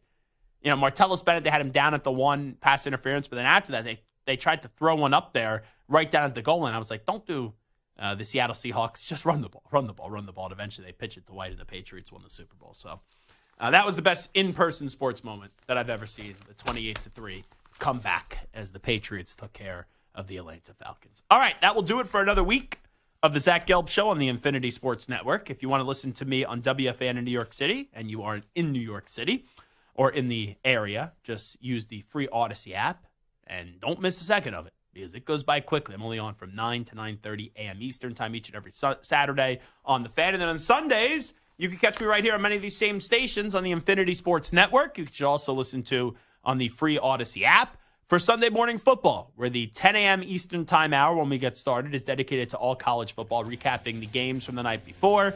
And then once the clock hits 11 a.m. Eastern time, we go all NFL, getting you set for another busy NFL Sunday. Botcher, thank you.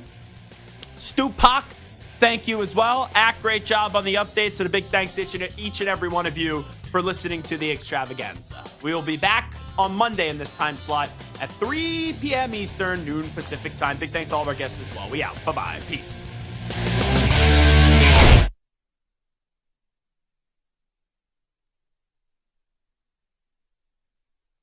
You're in a 5-minute break.